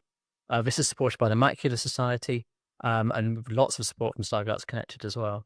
And this is a comprehensive analysis of mental health and well-being in people with inherited macular disease. So we're looking at two groups at the moment. We're looking at adults who've had inherited macular disease for many years, and also adolescents aging 13 to 18 as they are diagnosed with Stargardt or a similar disease. And we're using various different methods, using qualitative research methods, which is sort of focus groups and questionnaires, open-ended answers, and also quantitative techniques with instruments and questionnaires and so on. And it's important to say all the people involved in our studies are receiving all the care they should be getting. We're not withholding anything at all. So these people have access to the counselling services at Moorfields and Macular Society and elsewhere. They have access to low vision clinics. They have access to the genetic counselling team and so on. And what do we find? So again, similar to general population, we're finding that about 10% of the adolescents we're seeing have signs of depression when we screen for depression. And about 20% of the adults with Stargardt disease have signs of depression. So again, this is greater than in the general population. In anxiety, again, slightly more incidence of anxiety in the adolescents, again, about 10%, and quite a significant increase in anxiety in adults with Stargardt disease. So again, most people we see do not have any diagnosable condition, but the psychological instruments show that there's a little bit more chance of depression and anxiety in people with Stargardt disease. And this reinforces other research and clinical experience in people as well, I think. So what about their well-being, this sort of broader question of well-being? Well, the story there's a bit different. So actually, we find on average the well-being of people with Stargardt disease is the same as that of people without. And anecdotally, from doing these questionnaires, people's well-being is so affected by so many things like illness and politics and bereavement and all these life events everyone has going on. We do not find a systematic difference in well-being between those with and without Stargardt disease. Having said that, there's a very broad range. So there's some people with very good and people with very poor well-being within each group. So the next stage of this was doing a more sort of detailed investigation into exactly why this might be the case. So we're looking at what enhances and also what harms well-being in people with Stargardt disease. So I spoke to several of you this morning about this in the Meet the Scientist session. Most of this work's been done by Rachel Canavan, who is a PhD student working with me. And her interview so far, she's been talking to adults with inherited macular disease and now just starting off with some adolescents as well. The next stage, which we're really interested in doing, is talking to parents and carers of people with Stargardt disease. I'll speak about that in a moment. So she's been using these qualitative research techniques, very carefully structured questionnaires, very detailed analysis of this, and she has identified 4 key themes which we think limit well-being in people with vision impairment. And the first theme we've called societal difficulties. So this is things like difficulties with friendships, with relationships. We're hearing stories of people who are not believed they have a vision impairment. Sadly, we're hearing about some teenagers who are being teased by classmates for having vision impairment. So we've called those the societal difficulties. The second is the practical barriers. So these are things like physical isolation, not being able to travel quite as easily, barriers with fully accessing the curriculum at school or the workplace. The third theme we've identified, which we think is important for well-being, is we've called medical factors. So these are things, now I speak to a room of people that know all of these things, fear of disease worsening, the scary nature of having a rare disease, lack of clear prognosis for the future sometimes. And the fourth is a sort of psychological and emotional factors. These are things like fatigue, we're finding is very important, a lack of confidence and psychological distress, such as depression. And these seem to be the 4 big themes. This might sound very, very obvious to people in this room, but there's a shortage of research showing exactly what these factors are. And it's important we know that because that's how we then develop interventions. Alongside this, as I said, we've been doing some quantitative work. We're looking at screening tools and survey and questionnaires. This has been done by Lottie Wood, who's a research assistant working with me. And from these data, what Lottie is finding is that there's a strong relationship in 2 factors, particularly with well-being. The first of this is that social isolation is key. So people who say that they are feeling more isolated socially, more lonely, less engaged, tend to have lower well-being. And the second is what they call vision-related health utility. So people who have poorer health utility values tend to have lower well-being as well. What's health utility mean? The way we assess it is we ask questions about things like people's ability to perform things independently, their ability to make friendships, their ability to have confidence in new situations, and so on. Now, these factors are both related, social isolation and health utility, with well-being, but this is also quite good news because these are things which can be modified. We know that health utility can be helped with rehabilitation programs, and we know that social isolation can be helped through things like social prescribing and peer support and mentoring and so on. So a lot of the activities which Stargardts Connected are involved in. So the third and perhaps most important question: how can we improve mental health and well-being in people with inherited macular disease? Well, I'm not going to stand here and tell you how we do this. This is something we need your assistance with. Unlike a lot of previous research, what we actually want to do is talk to people with lived experience who've been through these situations and develop a user-led program of support to maximize the well-being of people with Stargardt disease. And there's various different techniques we're doing for that. First of which is, as I say, we're speaking to people who've had macular disease for a long time. We're asking them questions like, what support did you want to have when you were first diagnosed? What did you find helpful? What did you find unhelpful? And where did you want this to happen? So at the moment, a lot of support is given in hospitals. People are telling us they don't particularly like coming to hospitals, to my surprise. And the question about where the support should be given, where it should be given in people's homes, online, in social groups and so on, is something we're looking at. We're now moving on to looking at sort of talking with adolescents, people with more recent experience of sight loss, and parents, particularly as I mentioned, both in terms of the parent looking at their child with vision impairment and saying, I think this my son or daughter would have benefited from this intervention, but also because we know that this has an emotional effect on parents as well. I think often we focus on the person with disease, and correctly so, but we forget about the sibling relationship. We forget about the parents, the carers, the grandparents, and the wider family. So a bit of an advert, we're looking still for people to participate in this type of research. There is an online form where you can sign up for more information. The website for that is tinyurl.com/stomp sign up. So that is tinyurl.com/stomp sign up, STOMP sign up. I'll give you that again in a moment. So ultimately what we want to do is to make sure we can provide everybody with Stargardt disease the right support at the right place and at the right time in their process of having a diagnosis of disease. And two things we're moving on to particularly focusing on is, as people get involved in trials, making sure that this is given alongside any treatment trials, and also looking at how much evidence there is for each of these individual bits of rehabilitation we're going to recommend. So after speaking to people with disease, parents and carers and professionals, we're going to develop some specific packages which may help people. The things we're looking at are overcoming barriers to accessing information by using assistive technology, more of these sort of high-tech augmented reality devices and so on. Specifically looking at interventions that will help people's social interaction and reduce social isolation, so things like peer support and mentoring. And for the psychological distress, a type of therapy called acceptance and commitment therapy, which is quite widely used in other medical conditions, like people with chronic pain, for example, and it's been shown to be very effective at overcoming some psychological distress associated with different diseases.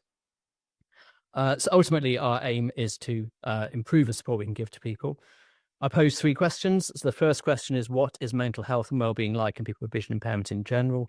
The answer is not as good as the general population of people without vision impairment, but still most people, as I say, don't experience these conditions.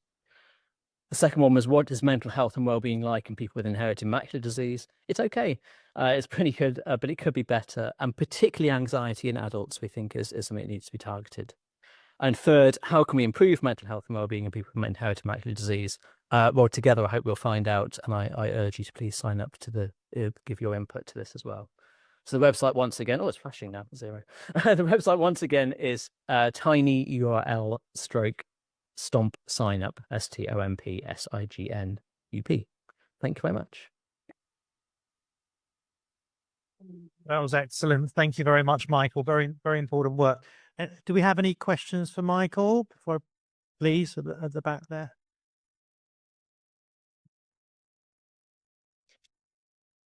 Hi.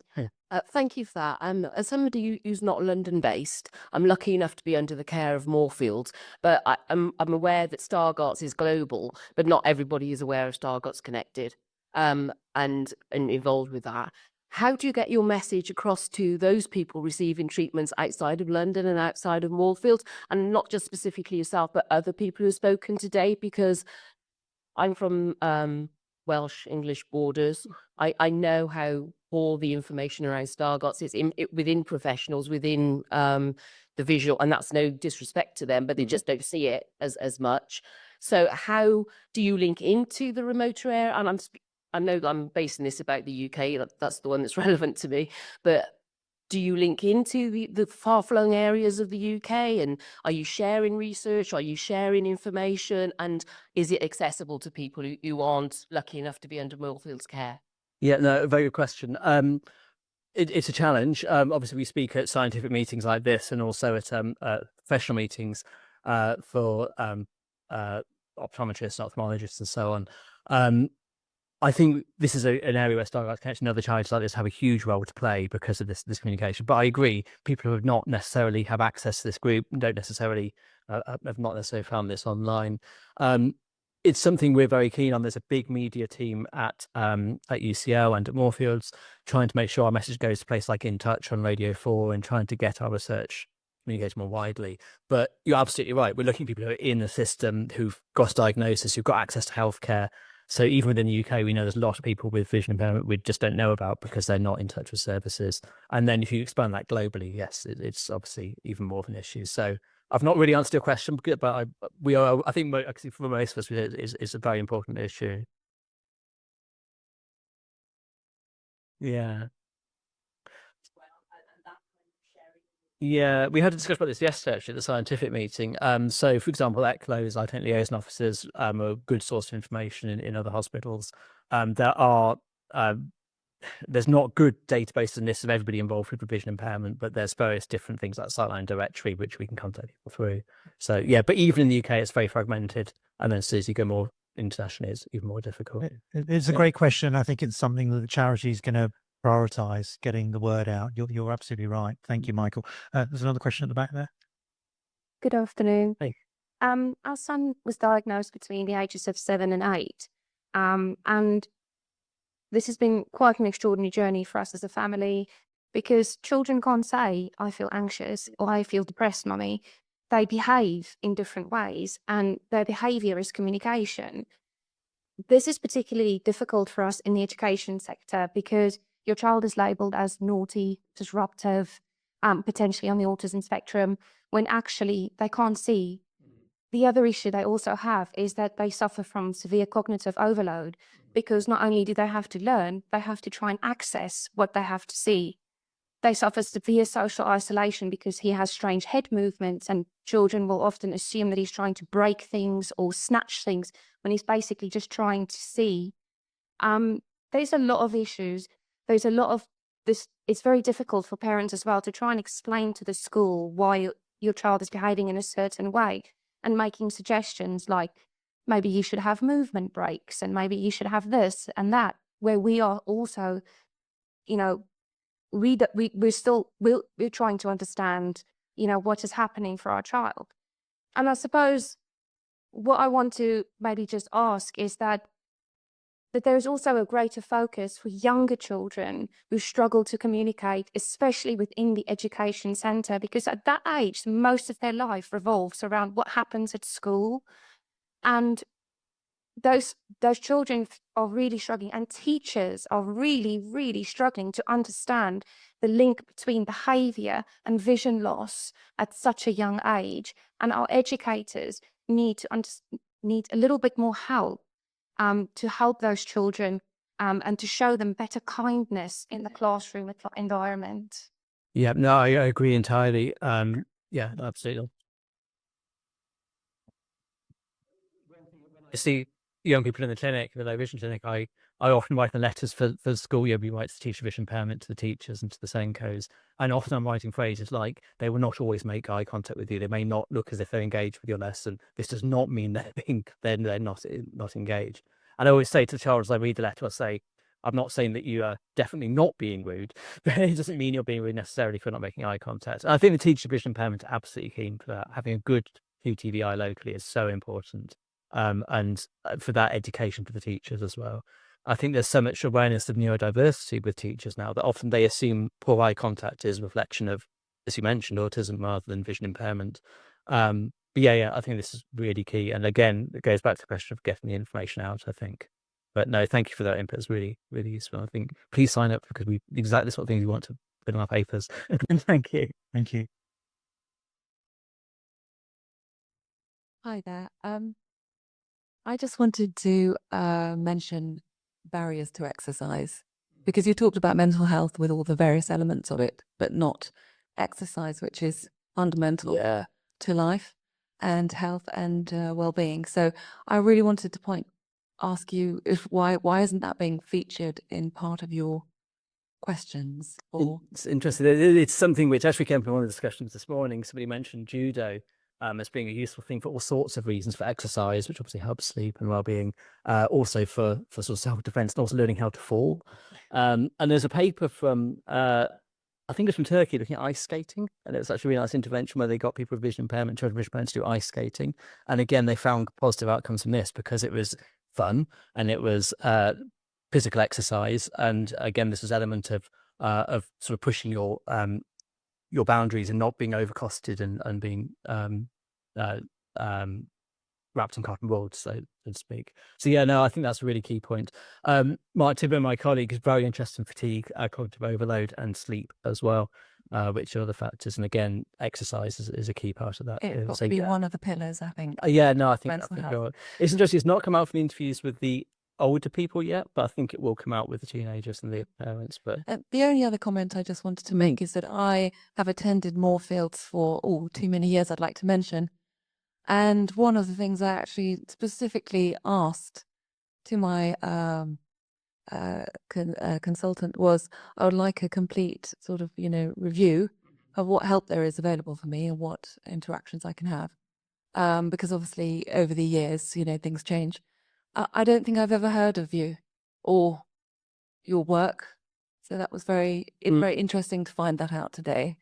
But I'm surprised that face to face, that information or, awareness of it is not being raised. yeah, no, that's quite sobering because we talk about communicating internationally and locally, but actually within the building as well. I think that's yeah. It's definitely worth knowing about. Michael's one of the titans, so I'm glad you've now met him. Thank you. Yeah. One last question. This is really a response to the point from the back. Is that I'm under Tayside Health Trust in Scotland. And my consultant always says, you know more about this condition than I do. So I think we all in this room have a duty or an onus on all of us to communicate. He's asked me to report back from today to him, and I would hope that all ophthalmologists and clinicians would be open to that. So I think we should all take everything we've learned today as best we can, and how confusing some of it was to our professionals, to increase that knowledge and help you guys to share your work and experience out there. So I would advocate for everyone to do that. I'm going to go bang armed with every leaflet and bit of knowledge I can. I'm going to send him all the slides, so he's going to learn about Stargardts, I hope.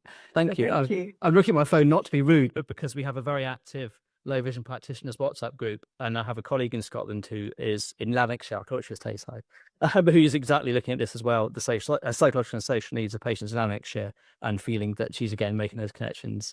So we're trying to get better connections nationally, but it's so challenging. But yeah, thank you very much for doing that. And yeah, That's a good point maybe to end on. We're all in it together. Can we just thank all our speakers one final time, please?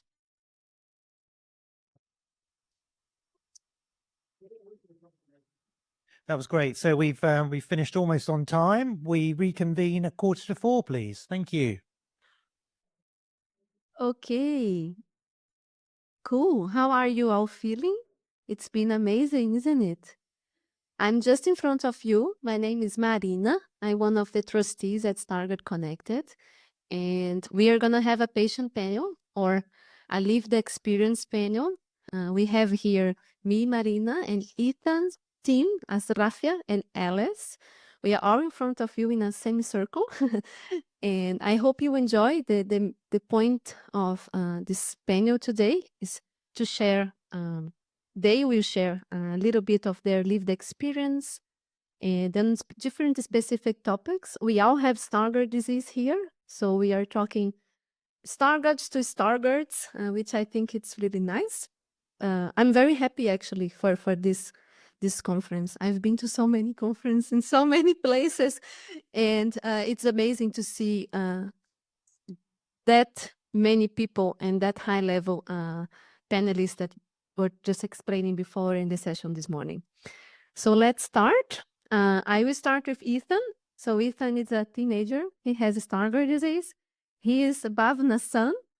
So he's the big reason that the amazing Bhavna has done all of that. And I think you'll share a little bit about your hobby, some tech. That's it. So the floor is yours. Okay, so hello, I'm Ethan. 17 years old, currently in year 12 studying my A levels. And I just want to quickly talk about kind of my life so far with Stargardts and maybe kind of share some tips and kind of how I'm going to kind of carry on with my life and see kind of just basically talk about my life. So I'll start off with school because that's kind of the big kind of thing as a teenager, I guess, and people around my age. So I think a good place to start would be, I think a good place to kind of talk about would be how I get around it, how I kind of manage in school. So for me, at the moment, I'm studying 3 subjects. So I'm doing business, psychology, and drama. And for majority of my subjects, actually no, I say majority, for all of my subjects, I'm using a laptop. I don't use paper anymore at all. The only kind of use of paper is if I'm reading scripts, which is in like massive size, like 48 font. But apart from that, all my work is organized on the computer, and it's kind of how I manage. So kind of a gist of how my lesson would go would be I'd sit down, the teacher would send me the slides prior to the lesson or just at the very start of the lesson. And as the teacher would scroll through the slides, I'll scroll through the slides myself. And I may write notes, I may not. It just depends on how I'm feeling and if I'm tired or not. But I guess that's how I kind of had the gist of how my school life goes at the moment. And then when it comes to exams, I'll have like extra time and rest breaks and everything. And it's just, you know, I'm getting quite. It's a people say it's a big jump from GCSEs to kind of A levels. I mean, it is. There's a whole lot of workload, but I guess you just got.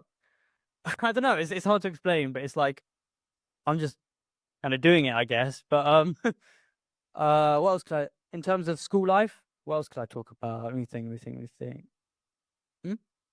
Actually, that's a good one. I could talk about my. I'll just quickly mention. Actually, apart from that, I'll talk about my school trips. So, kind of more recently in the summer, I've been to Tanzania, which was a really, really good trip. We're kind of doing fundraising for the poorer communities with like in the villages, and we're kind of doing farming and stuff. Also, part of that, we went scuba diving, and that was a really, really kind of surreal experience, especially for someone who has Stargardt. So it's just like a whole kind of new world, you know. And it's just like I mean, I guess the whole kind of the gist of me talking about these kind of trips here is just that like you can do anything you want kind of with Stargardts. And then another kind of trip I went on, not recently, I think this was maybe a year or 2 ago. I went skiing in the mountains of Italy for another school trip, and that was honestly that was surreal as well.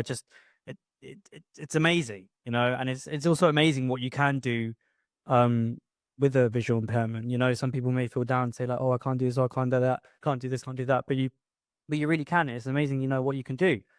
And then I'll just kind of swiftly move on. I'll talk about my hobbies, which is kind of something I do a lot, I guess. I love to go to the gym, to be honest. I love kind of the whole exercise kind of thing. I love working out. It's something I have a kind of almost a relatively big passion for. I want to start running as well because my cardio isn't particularly good. I'm good at weightlifting, but not cardio. So it's something I want to pick up. But it's also really good. I find that exercise is really good for mental health and also physical health as well. I find it as you know, school days can get long. I can get really tired. Sometimes it's just nice to go to the gym and just kind of, you know, just lift heavy stuff.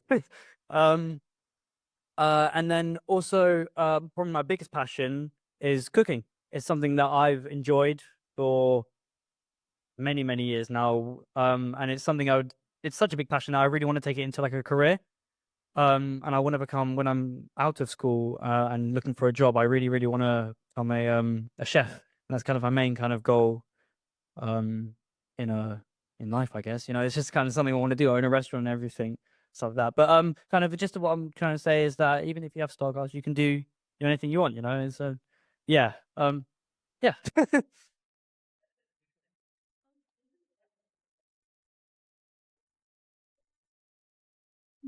Oh, do you want to ask Ethan anything? Oh yeah, is there any Tim, sorry. Azrafia, Alice. Yeah. So I just want to, because I use a gym, and for about 2 years they just refused to help me, and they say just carry on and we can't do anything special. So I do my aqua classes, like I don't need any help, but they don't want to do anything else. How about you? Which gym do you use and what help you get? But obviously, not obviously, luckily some things are sorted. I've talked to counselor, then this and that, and now I'm going to get sorted. But what about you? so when I go to the gym, I don't really tend to get help. Sometimes I go with a friend and he may help me, because the things that I struggle with when it comes to the gym is if I'm looking at the dumbbells and, for example, I'm trying to find a weight, they're all kind of on the rack and I have to go quite close to them and look for like the way that I'm looking for. So to be honest, I don't really tend to get help in the gym, and if I really do need it, I will go up to just someone random. But I find that the best way probably is if you do know someone who goes to the gym as well or goes to the same gym, it'll be really useful if you could kind of go with them if you can, if that's possible, because I find that's the best way that I've kind of had help with the gym. And that's something that I've been doing. And it's also a good thing to just kind of go with someone, because also you get to socialize with someone else and kind of enjoy a hobby or something that you like to do. Any other question? First, I think there's a question there, no? Yeah. Hello, you're a wonderfully positive man. Thank you. I wonder how you deal with some frustrations. For instance, you're at school. There must be many occasions, probably every day, when you would like to pick up any book, any newspaper, and look at it. How do you practically deal with those problems that your classmates don't have? So, more recently, we've been using a lot of textbooks more in lessons now, and a lot of textbook work. And as everyone has physical copies, I've been using an online copy, and I found that to be kind of just a lifesaver at the moment. Like I can zoom it into whatever size I want, and on some of the textbooks, I can also kind of have like audio so it can read it to me. And I find that that's kind of what's been that's been like, I don't even know what the word for it is, but that's been like such a kind of big help for me. I think just everything online, because there's so many tools online now. That's what I find to be the best kind of thing. And also if it comes to like a good example to say kind of in real life is if I'm trying to find like a read newspaper or kind of a piece of packaging. To be honest, at the moment, I'm just kind of taking a picture on my phone and zooming in. But hopefully in the future, there might be more technology that kind of can help with that. But that's how at the current moment, that's how I'm managing. It might take a bit longer than usual, but I'm still kind of I'm managing pretty well. So yeah, thank you.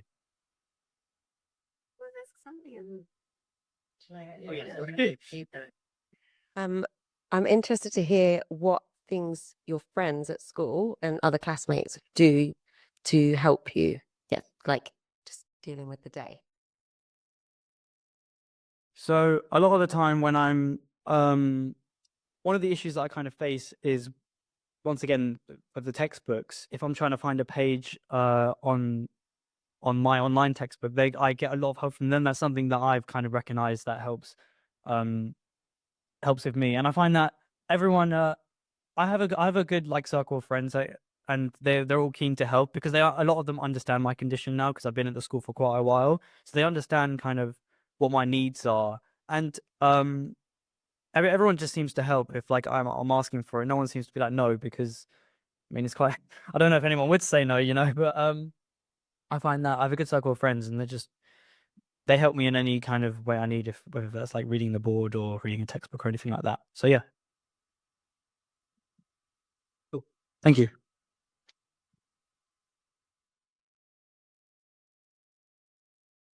Down here. So I'm sure you've been through lots of stages of acceptance and over the years.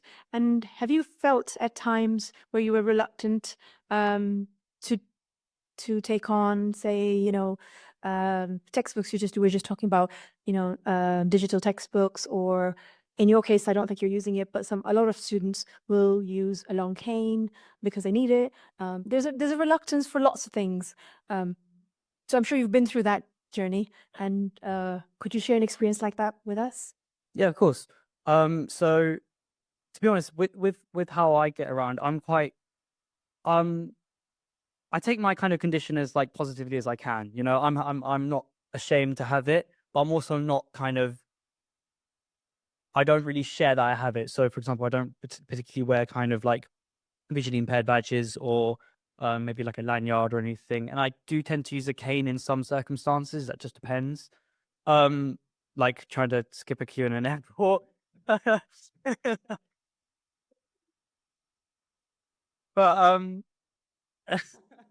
but generally I tend to kind of shy away from kind of showing that I have a condition, not because I'm not kind of proud of having it. It's just kind of how I go, because I don't really mind. Like if someone asks me, I'm not trying to show them, I guess. It's like there's no I have no problem with someone wearing like a badge or a lanyard. It's just something I don't personally do. But for example, like I think I've been asked to wear like a badge possibly or like a lanyard, and I've been like, I mean, it's a good idea, don't get me wrong, but it's just not something that I do. But yeah, it just yeah, pretty much.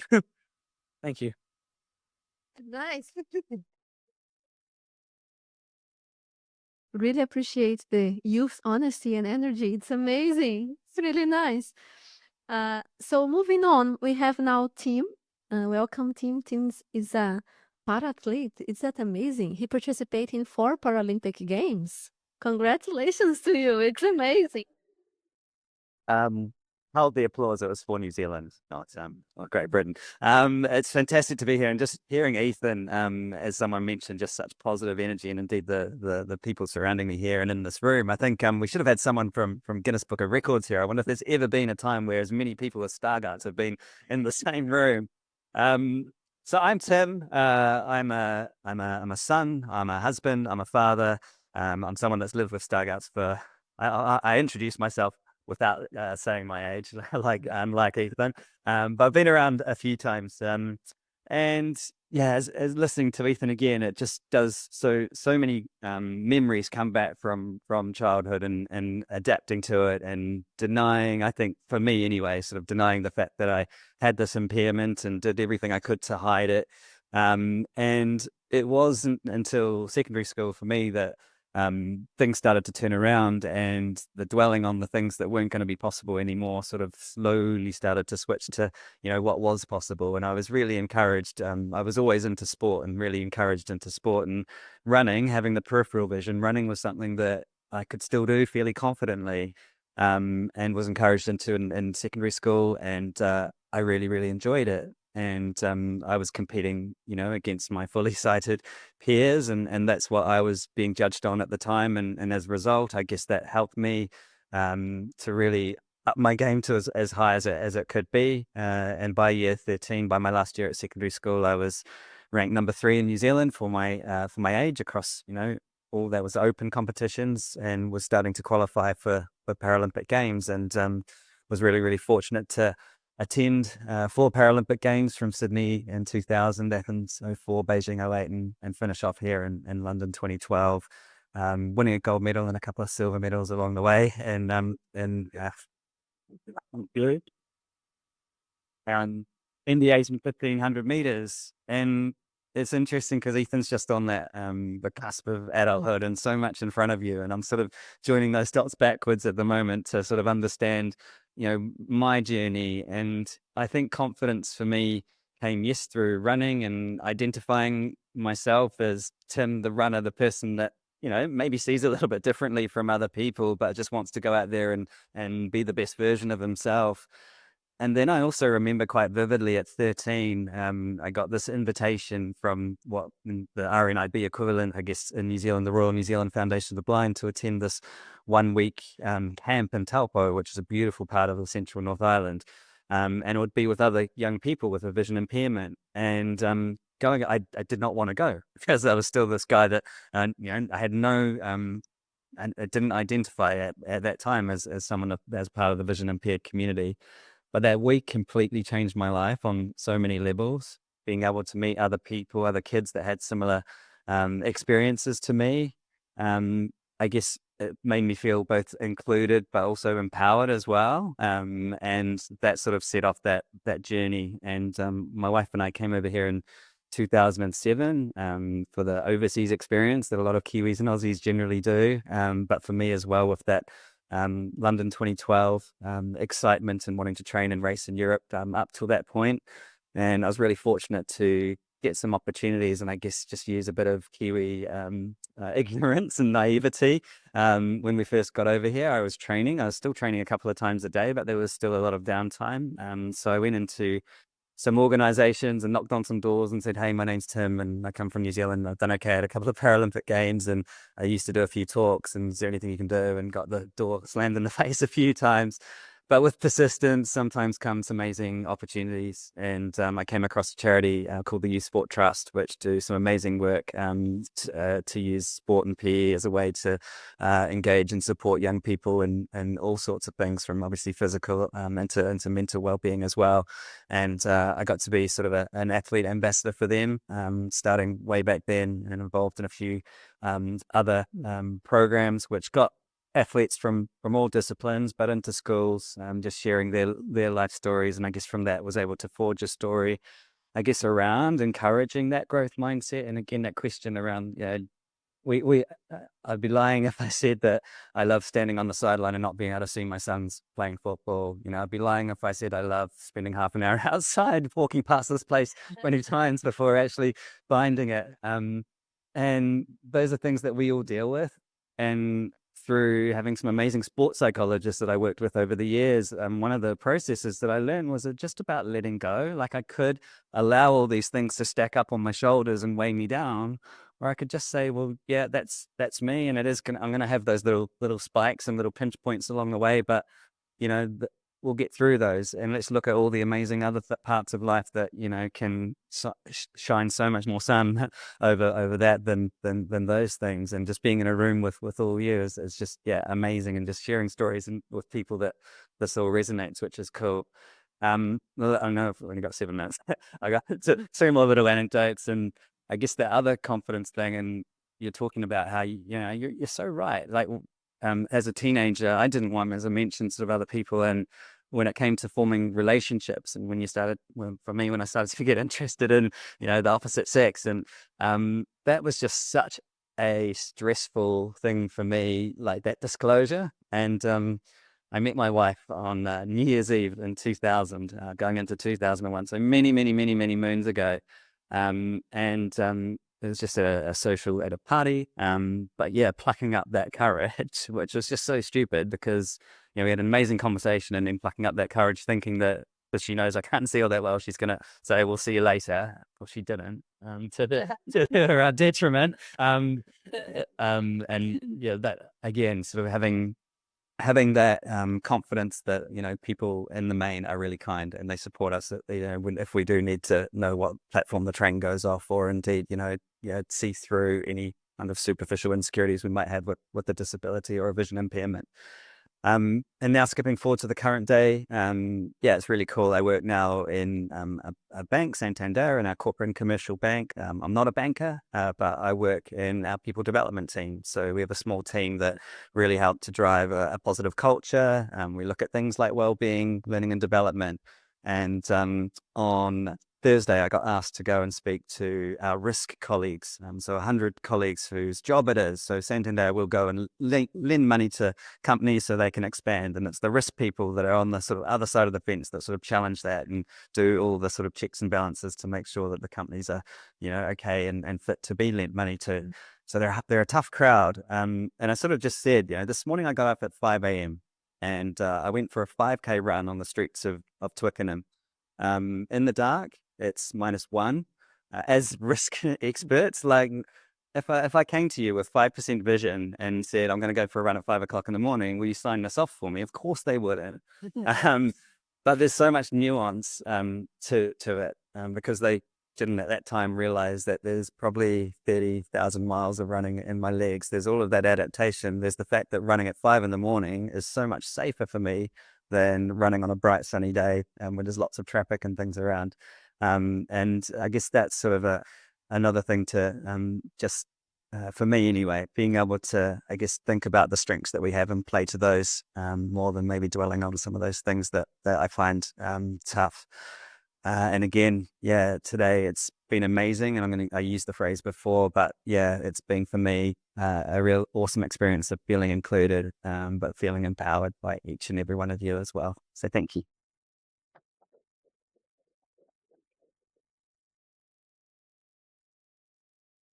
No, thank you. Absolutely.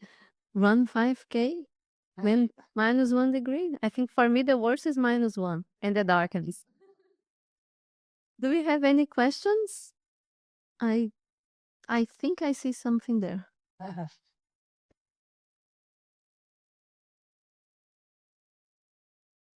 Or there as well?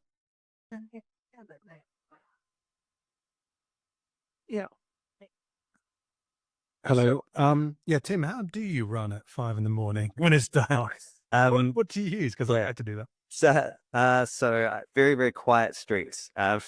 So it's very boring. I run up one street and then it's like a parallel system. So it's about 400 meters up one street, then you go 20 meters and then the next street's there 400 meters down. And I just repeat that. But I'm not, yeah, I am no way responsible for anyone going for a run tomorrow at 5 a.m. and hitting themselves. But I know the roads are very, very quiet. I run towards the traffic so I can see a bright light if it's coming towards me. If I hear something, I'm obviously going to just stop. I'm not too fussed about time at that time of the morning in terms of how fast I'm running. It's just getting out there. And so, yeah, it's about being familiar with my surroundings and my environment, and that applies for all the running that I do. I like to run either very, very early or if it is a bright sunny day, then it's unfortunately onto the treadmill, which I don't really enjoy. Hi there. What would you recommend or advise for young children or young adults, teenagers basically, to look after their health when it comes to playing sports and yeah, whatnot? Yeah, I think it's really, really important. And sort of Ethan sort of talked about that value of having peer support. And if there are people around, again, I was in a mainstream setting and, the people around me were, my mates and my squad, and they'd sort of just, Alice asked that question about what they did. Like they didn't make a fuss about things, but at the same time, they'd make sure that they'd go for a jog with me sort of before the run to make sure that I know where the holes were or the roots were that were on the ground and things. So I think, just trying to be involved in, again, organizations like the Youth Sport Trust, and there are a lot of sort of sporting legacy things out from the Paralympics way back from 2012 that encourage, open days for people with disabilities to explore different types of sports. And a lot of clubs now are very, open and receptive to, being inclusive in their approach. So, I would just, I guess, recommend just get involved. Do we have more questions? Okay, the last one. So then we move on. Go ahead. Okay, these are from our online viewers, and I think they reflect how they feel the expertise is in this room. The first one is, my sister and I are writing a booklet for people who are being diagnosed with Stargardts for our BT Young Scientist project. We would like to include a section where people talk about how those living with Stargardts manage, and would any of you wonderful people be able to help write a piece for us? Yeah, I'm certainly. Do you know the BT Young Scientist project? I don't, but I can imagine what it entails. It's That's a it's one area where BT does actually quite well and encourages youngsters in any aspect of science. So this sounds like quite an exciting project, and maybe we can link up with these people afterwards. But I think it demonstrates how impressed they are with you. And the other question is some advice, and I hope that this person has been listening in all day and heard all the amazing people and their stories. But this person says, my condition still progresses. I study chemistry. Do you believe that I will have the opportunity to deal with labs and find a job related with my subject in the future? I think the answer is yes, isn't it? It's got to do. Absolutely. I think hopefully that's been demonstrated by all the people who've been here today. I just got to eat them with food. Yeah, come in. I did finding difficult in the labs. I used to borrow other people's notes. Would you like the mic? Oh, yeah. Yeah, I say, go. I studied chemistry at Oxford, went there when I was 18. And in those days, they had no clue about visual impairment. And I don't think they, knew what they needed to do to help me. But nowadays, things have changed, haven't they? That you get all the support and, well, hopefully. And absolutely no reason why not to study chemistry. Yeah, it's a great subject. I then became a musician, so I didn't actually work as a chemist, but Thank you.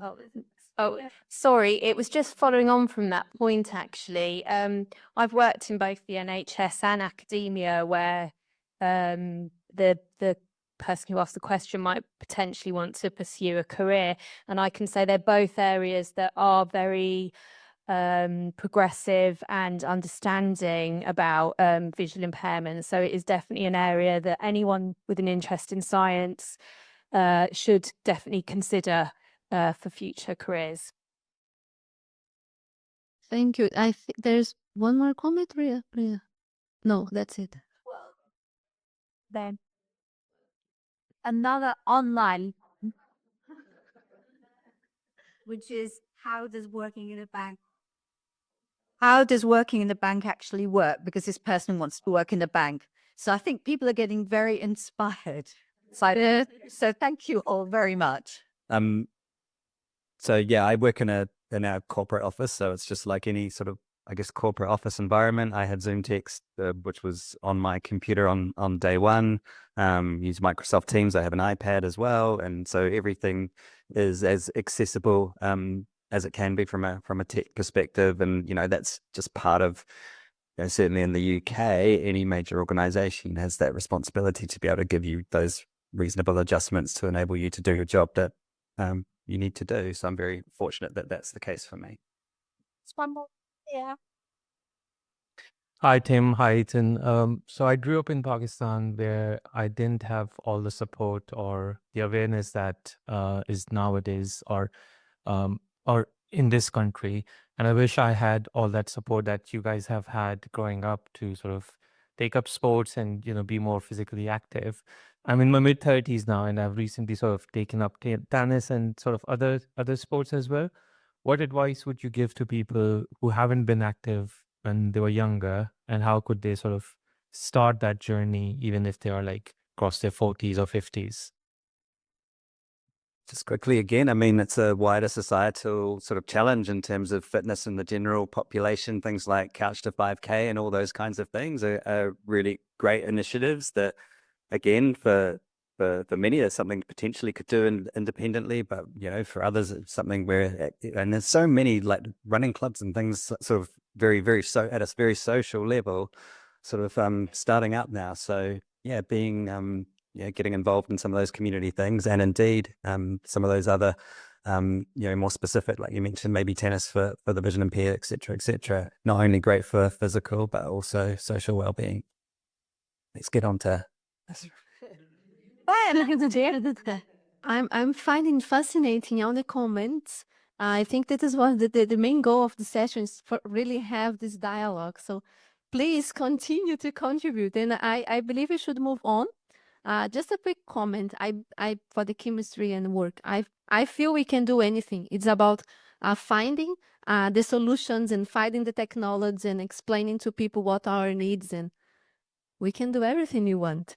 So now I will move on to Azrafia. She's one of the Stargardts Connected officer here in London. She's also a podcaster and just a brilliant, amazing woman. So please, Azrafia, what can you have to say to us?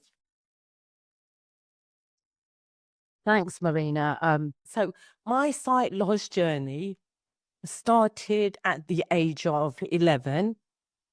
Thanks.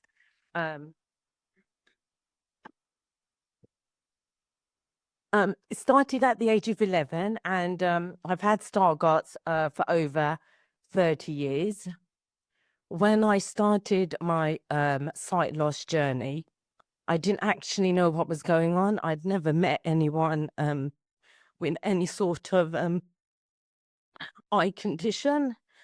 I come from an ethnic minority background, so my mother's originally from back home, and she came here, and she was also very young, that she's told me recently, and I don't think she fully understood what was going on, so I didn't feel like she really supported me, and I wasn't able to understand. Anyway, I went on this journey, and I was stricken with grief. That's the best word to say. I couldn't understand what's going on, and I couldn't share with anyone. And maybe for the first 10 years, I didn't say a single word to anybody. And when I say to anybody, not a single soul. So that was the first 10 years that I understood I couldn't see. But I went to a mainstream school and I didn't speak to anyone. And I think what happened is after 10 years, I decided I would have a child. So I got a lot of, so I was on maternity leave, and those that know me, I can't sit still. So I decided to see what was out there. And I was horrified to learn that I actually wasn't the only person with sight loss. I managed to get myself registered. So that was one of the barriers for me not getting support, because obviously my mother's first language wasn't English, and she didn't understand. And she just thought I'd wear glasses and I'd be okay. And I never discussed it with her, so she wasn't able to relay the message back to the family like my dad. So I don't think they really understood what was going on for me. And I was just a child. And so then what happened is, moving on, I decided to give up a lot of my time and spend time with other visually impaired people. Without me realizing, that really helped me on my sight loss journey. I didn't feel alone anymore. I started to connect with other people. I made friends. I got a lot of answers. I suddenly started to feel like I belonged to a family. It was so nice. I felt so uplifted, and for the first time in my life, I felt like I belonged somewhere. So that was really great. And then after doing all of that, I started to think that I would like to leave something. And I read somewhere, legacy isn't something that you leave behind. Legacy is what you leave in people. So then Beyond Sight Loss was created, and that's a peer support charity based in Hamlet. And I wanted for people to come, share, talk, because I realized on my journey what that had done. So I belong to a lot of groups, and there's some people in this room that I've met along on the journey. And Sharon, she's one of these people that I met earlier on, and she was so amazing. I could turn to someone, speak to someone, laugh, joke, tell her how I really felt, how I missed just picking up a book and reading it. Somebody who could really understand what I was going for, and I got so much benefit from that. So that's where Beyond Sight Loss was created, and it's thriving and it's doing really well. But then I had my biggest challenge to face. Now, my biggest challenge was I hadn't actually spoken to my own family, and most importantly, my mother. And so my husband, who's in the crowd today, has been supportive. Some people know that. I've known my husband from the age 10. So he's actually known me with sight. He actually often says to me, I never thought you'd ever get to this stage. So he was quite surprised. So he's been on the sight loss journey. But one thing he was never able for me to do was to open up and talk. I just didn't want to talk. And then the pandemic happened and we had a lot of time. And he got me to open up and really speak. And he said to me, in order to move forward, you are going to have to speak to your mum. Now, people are quite shocked. That's like 35 years. I've known my mum my whole life. And I've never, ever had a real in-person conversation with her. Goodness knows what she thinks. And so Abdul made that possible. I kept saying to him, I've got quite a joke. I was like, your plan is to kill me and mum off together. Because I'd convinced myself, and I don't know why, but along the journey, and I think that's really important, don't get your children to be your translators or the messenger. I'd taken on the role of being mum, and I'd almost turned my mum into my child. So I spent my whole life protecting her, and I didn't want to hurt her, upset her.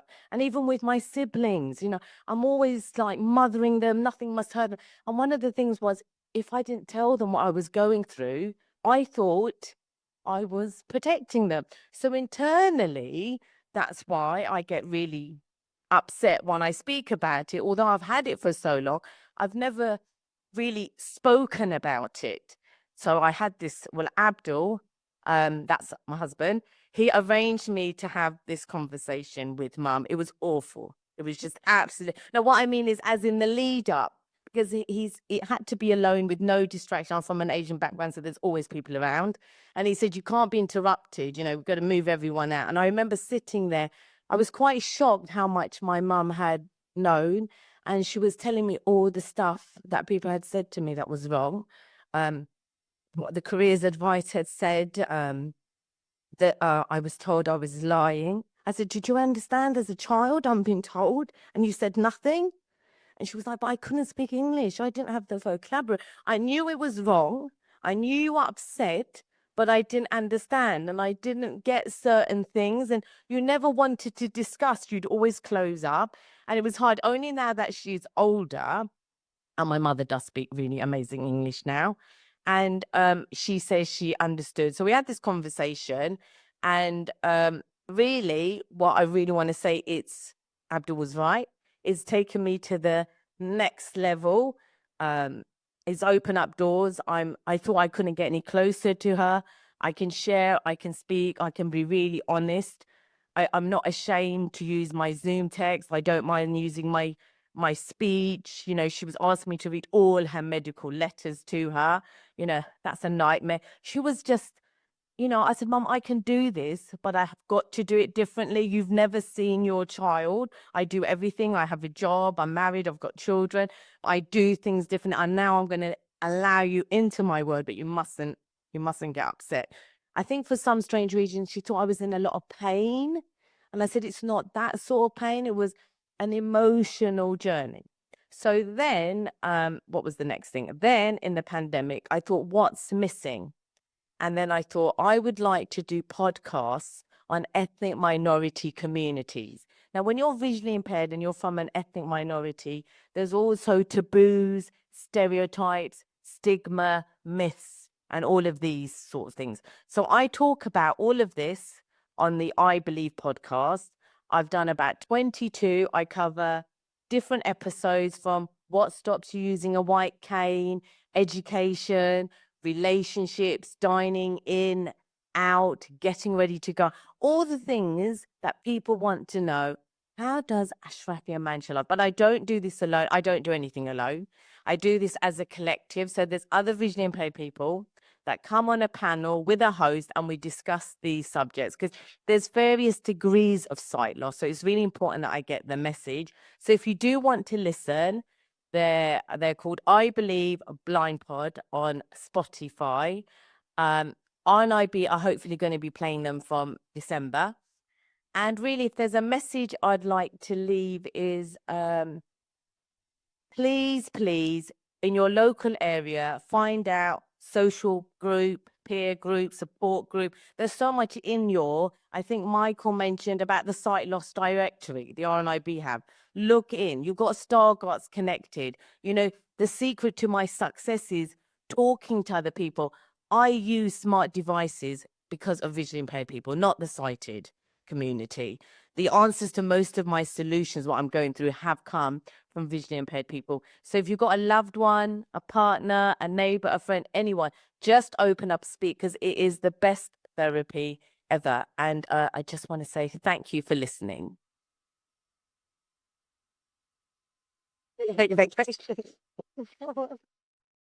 I really like that last part that we learn a lot about how to be low vision with low vision, right? We learn how to manage our life among ourselves. That's the importance of peer support. So yeah, amazing. Thank you. Anyone would like to make a comment or cast? Okay. Yes, I got. Yeah. Thank you so much. It's the question to Ashrafia. So, as you mentioned that you had a very emotional journey because you were having experience for the sight loss. I'm experiencing with my son, and he's 6 years old. And sorry, I just want to know. He's very wise. We are all open for the discussion. He knows he has low vision, but he is not opening up with us because every time I ask a question, he says, "Mommy, I don't want to upset you that I can't see because I know that you are counting on me and I'm your proud or whatever." He's very wise for his age. Bless him. So my question is to you, what should I be doing it which you think your mom didn't do? But I can speak, I can reach out to the people, but on the emotional side, what help that he needs on his emotional journey? Because obviously he's young, he's energetic, he doesn't know what's going on, but it's very important for us being the parents to know that how we can overcome his emotional things. Yes, thank you. I think you just got to be there. If I look back and I'm honest, I probably wouldn't have spoken then anyway, even if she could have spoken English, because I was internally very upset. You got to imagine, I didn't know I was going to have this. I was born for the first 11 years of my life. I've been shown videos of me as a child. I can't believe how much I could see. Somebody thought it would be nice to share. It's nice, but it's very sad. And I suppose I spoke when I was ready to speak. I'm a different person, and I was ready. You will do things. So I suppose what I'm saying is he'll speak to you when he's ready. You've just got to let him know you're there for him, that you're there. And when he's ready, he'll open up. I don't think there's any time. Like I said, 10 years. If I had my time again, I wouldn't have spent so long. I would never say anything to an employer, to a friend. I was always so worried about what that would mean for me, how the world and society would view me. But like I said, I mean, the main thing is I did it. Did I not? I spoke to mum and I did it. It doesn't really matter how long, but I've done it. Can I just add something really quick? Because I mean, my parents, because I've only asked them in the last 10 years about this sort of how you dealt with it. I'm not sure if your son's got siblings. I didn't notice any discernible difference in them, how they treated me from my brother and sister, pre and post. And obviously, of course they did things to make sure that I was supported as best I could. But I think by knowing that I was still the same Tim pre-Stargardts as I was post, I think helped me to grow up as as the person I have become now. And my dad actually, because there were only about 6 children at that time in Wellington with Stargardts, and they actually set up a parents of it was actually parents of kids with vision impairment, and that peer support for him was such a great avenue of support for him. But I never saw that side of that, the stuff that he was going through at the time as a kid. I guess that's only my experience, but so I'll just share that. And just carrying on, even Abdul, who's known me for so many years, I mean, Abdul, you can vouch for this. He really struggled. He's somebody who was my friend, first of all, and I really did struggle to speak to him. So he had to really take his time. I remember him asking me quite earlier on, so what can you see? And I was just like, well, I don't see very well. Full stop. I killed the conversation. It was like, well, that tells me nothing. You know, like I just wasn't open. I was just like, I don't want to talk about it. I was really, but slowly, bit by bit, he didn't give up on me, obviously. And little by little, he just slowly, bit by bit, he just spoke. And here I am talking about it. So be patient.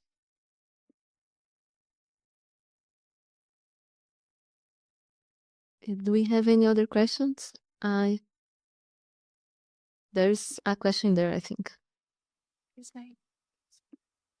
That was a lovely speech. Your heartfelt feelings have come across so wonderfully. When you had children, were you able to see their face? And how did you get over that? No. How did I overcome what? Not seeing their faces. Don't forget, I see anything when it's close. Obviously, the children were sat on my lap and stuff. And then I had the pleasure of breastfeeding, hurrah, and I did the night feeds. Yeah, so I definitely got to know them. It didn't really matter. I tell you what did upset me is when they became older, not finding them in the playground, because we have school uniform and they all look the same with the same haircut, the same voice. I was just like, which one of these? I've gone home with the wrong child before. You know, I'm like, you're not my child. I like you. I just like, where's my child? You know, but you overcome that. And you know, now we've got smart devices. So I've learned, like, I'd always want to see them on the stage in their theatre things. So I video it and I just see it later. I don't not go. I did go through this stage where I wouldn't go. And I was just like, why am I going if I can't even see? And then I thought, stop it, Ashrafia. They need you there. You're their mum. Just sitting there and your presence is lifting them. It's not about you seeing them, whatever. It's about them. And then I'd video it and I'd probably see it a lot later on. And children are quite animated. So they'd probably tell me about the whole show like 3-4 times. Did you notice how I was the donkey in this? I was, oh, yeah, recognized you.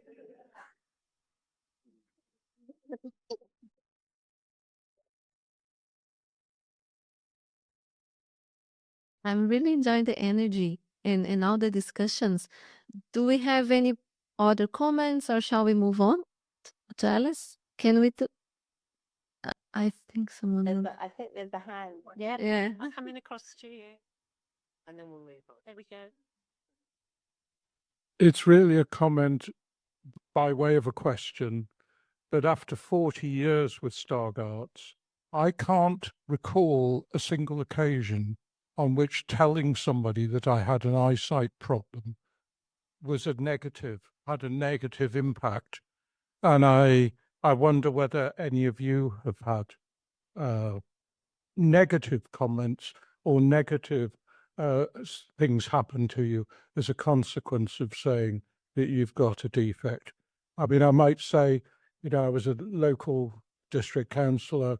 I got the council to change the size of the minute books, the type in the minute books, and 30 years later, they're still providing them at a larger type size than they had done previously. Anyway, yeah. Has anybody had any negative impact? So for me, I've got more negative stories than positive stories. So I did start off saying I'm from an ethnic minority background. So my grandparents don't know I'm visually impaired. They're not allowed to know because of what that will mean. So if you have the time, you need to listen to the podcast because the family will get labeled. So I've got this, but the community aren't educated enough to know that my siblings don't have it. And then if I start speaking about it, it will have a negative impact on their lives, finding relationships, marriages. So even though I'm loud and proud and my brothers and sisters are like, you're not really thinking about the children, are you? And I'm like, well, I'm tired. You know, when does it become about me? When do I say, and I'm strong enough to say if these people don't want to understand, I don't really want my children to marry those sort of people. But there are lots of, I'm sieving out who the genuine and the real people. So you've got to remember for almost, I don't know, 30 years, I've had to mask, I'm sighted. So now that I do these podcasts, they've gone viral. People are shocked and they're horrified. They're like, you know, you sound like this girl called Ashrafia. And I went, no, it's me. They went, how can we not know that? And it's amazing how much they see. And sometimes I do open, I have to deal with she's faking it, she's a liar, all these. How could we not know that? Oh, notice how she knows how to dress. Oh, notice how she went out the other night. Because there's so much negativity, and people always concentrate on when you think of blindness or vision, you don't think of someone like me. So I do kind of feel like all the time I'm being challenged, but that's just about people. But sorting out, so if I went to a supermarket, that's lovely. People are really helpful and nice. But generally, the community I find got to be really thick-skinned and really strong, and you've got to be able to challenge. I'm often having to go to Abdul and writing down stuff. Like I say, there's this man and he just wants to embarrass me about my sight loss. And he said, stop hiding. You go up to him and you confront him and you have the conversation, because he's going to find you wherever you hide. He wants to have this conversation and you've got to address it because he's bullying you. And, you know, and this happens regularly to me. Do you want to come in, Guy? Yeah, I think we are closing, but if it is really quick, go ahead. But I just would like to give Alice and Yeah, just got a really quick one. It's more of a funny one than negative, but it was negative. I had the great privilege of meeting the late, great Sir Roger Bannister in 2011. He was the first man to run under 4 minutes for a mile. Unfortunately, he's no longer with us. Went to Paddington Station to go and meet him. This is a year out from the Paralympic Games. I'm in the best sort of physical form of my life. Asked the person at the train station, what platform is the thing to Oxford going off? They said, jump in this vehicle, which was one of those mobility things that goes beep, beep, beep, beep, beep. It was about 40 meters to the train. And I was sort of like, well, I'm only vision impaired. I can walk fine. If you just tell me what platform it's on. But he insisted. And I just got in the end. And yeah, got it. So there's a bit of irony going to meet Sir Roger Bannister and getting a buggy 40 meters to the train. Yeah. I'm Alice. okay, and I think we all get negative, but it's about how we deal with it. And I'm seeing a lot of positivity here, so it's nice. So now our last panelist, Alice, an entrepreneur, a musician, and a brilliant person. Alice, over to you. And thank you everyone for your stories so far, and thank you, Barbara, for having us all up here. I'm Alice, and I was diagnosed with Stargardts at 22. I had completely normal sight. I mean, when I look back, actually, there were probably little hints, like couldn't quite see the board. I always needed the lights on at home and things like that, but I could read normal font. I learnt to drive at 17. It was at music college in Manchester, studying for a vocal and opera degree when I was diagnosed. And so it was quite a change in direction for me. I remember things like I was just sharing with Toby before. I remember sitting, trying to learn an opera score, 4 parts, vocal in Italian. The piece of paper was only sort of A5, or the score, orchestral parts all in that as well. So the score was tiny. And I remember sitting on the train trying to learn it and just thinking, why am I so bad at this these days? Like, what is going on? Like, I can read music. I played the oboe. You know, that was the early kind of stage of it. And just thought like, oh, I'm really bad at this. And actually, within my friendship group at the time, there were lots of jokes like, oh, I can never see. And we just thought I needed glasses. Turned out, you know, this was the kind of the way it was going. And yeah, so a bit about me kind of now. So I'm sort of, what am I? I was going to say 10 years on, but I'm actually 12 years on from that. And I am a mum of 2. I have 2 little boys, aged 3 and 1, who definitely keep me on my toes. And yeah, with that comes with being a mum of 2 boys, with or without sight loss. I think it has its challenges anyway. But yeah, certainly with Stargardts, there are challenges that come with that. I've become very good at sharing it now, because, or very, I do it regularly. I feel that for me, that's what works.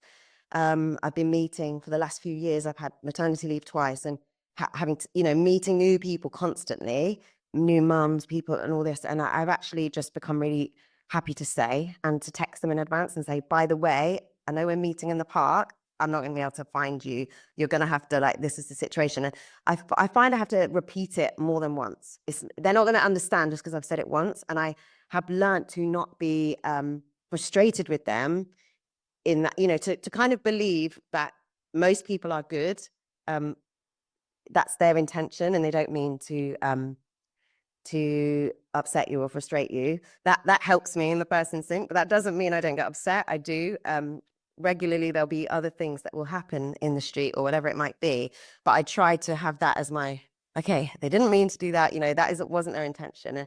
Yeah, so explaining it to people has been a massive help for me. Yeah, there are challenges, things like when I first started weaning, like doing the food with my first son, I can't see across the table. I can't see him that close, so I would sit really close to him. It's definitely given me it's made me be more comfortable, actually, in some ways. Like, I have friends who are probably more worried about their child across the room than I am, because I couldn't see him if he was here. So I'm kind of like, well, I have more trust and more, I have to just trust, because otherwise what am I going to do? I'm just going to be stressed out all day long. He's 3, he's on a scooter, so there's challenges with that. He usually wears a bright coat, a yellow helmet, and I'm trying to really teach him. His name actually means helper. He's called Ezra. His name means helper, and that was part of the choice, the reason behind the name, that, I thought one day he might be my helper, and he is now. He says, oh, mummy, that's the 110, that bus, coming, and that's amazing, because I didn't think, I didn't know that he'd be doing that kind of thing yet. And aside from being a mum, I run a primary school music organization that I founded with my husband and a friend, actually in the exact same year, pretty much month, actually, that I was diagnosed with Stargardts, so quite a big month. Started our organization. It's a primary school music organization called Sing Education. So I source and train teachers, and I write curriculum resources for schools. So I have sort of 70 employees and I try to be really, I try to share with them when I run training events. I try to say, and what I've learned is I have to say it every time, and that's okay. And I'm having, I had a conversation yesterday with some of my team to explain, actually, my site has changed slightly recently, and we're going to have to change the way we communicate because I can't follow all of this. But I find that for me, clarity has been key. And looking back to kind of the early days of being diagnosed, certain memories really stick in my mind. And I remember sitting in a lecture. At the time, I only had symptoms in my left eye, but they told me at the hospital that it's definitely in both. And I remember sitting going like this, like I kept putting my hands over each eye and switching and being like, what, that would be terrible if it was the same in both eyes. What will it be like? Because at the time, the lecturer's head was missing in my vision, not actually missing. That's fixed. And I remember thinking, what will I do what will I do? How will how will I deal with this? And I feel fortunate that, kind of as we've said, that actually people in the low vision world can help. We can all help each other. Very early on, I didn't know that I really had connections in that, but one of my tutors at music college, her husband is blind, and she sat me down and I said that to her. I said, I keep flicking between the eyes and thinking, what if it goes that bad? And she said, well, yeah, you can't actually live in fear every single day thinking about that. That can't be the thing that you focus on. But said it in a really kind way, and that really helped. And the other thing that really helped is I was then, given a tutor for or sent to someone at college who could be a tutor. She helped people with any kind of need at university, and she actually had a macular eye condition. And I'm still friends with her to this day. And she came to my wedding, and she that was great because she sat me down and she told me, it's a bit like some of the things the other guys have said, and Ashrafia. She said, they may tell you, and she just told me from her experience things that she'd been told. And she said, they may tell you, you can't do this, you can't complete your degree, you should do this, you should drop out because you're not going to be able to read the music, or they may tell you this, they may tell you that. And she told me about access to work right away at the beginning, which, for those of you who don't know, it's support that you can get through the government in the UK for enabling you to work, or to have support on top of the reasonable adjustment, some extra support. And she told me about that then, and she said, they might not understand the type of work that you do or the job that you go into. I wasn't working there, I was a musician. I was studying music. And she said, she was a lecturer as well as that other role she was doing. And she said, they might not understand you. You're going to have to be clear. You're going to have to advocate for yourself. You're going to have to explain, this is what you need. And she said, it will be tiring, but it's worth it. The support is there if you're going to have to fight. And I think having those words over me so early on were really helpful. And I think the other thing to mention is community. I think having community, family, friends around you. I'm a person of faith, and my community in that sense has really supported me from the beginning.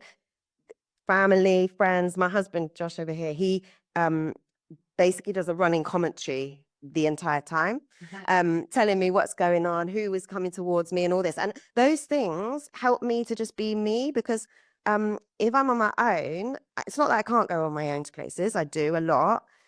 But if I have friends or family or community or whoever it is supporting and advocating for me, and just doing those little extra things, being proactive, asking the right questions, what can I help with? How can you best access the menu in the restaurant or whatever? That makes a huge difference for me. Alice, that is amazing. I think the conversation is so good. Congratulations to everyone that is here, but I'm afraid of time. We need to wrap up the session. So thank you all very much. And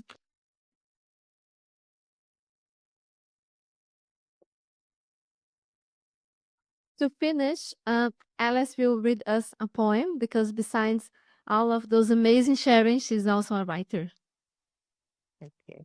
I might stand up just because I have so many page turns because of my the size of my font. Will this one work? Yeah. Yes. Thank you. Okay, this is a little spoken word called vision. I need to go a little bit closer. Is this going to be a problem? Okay.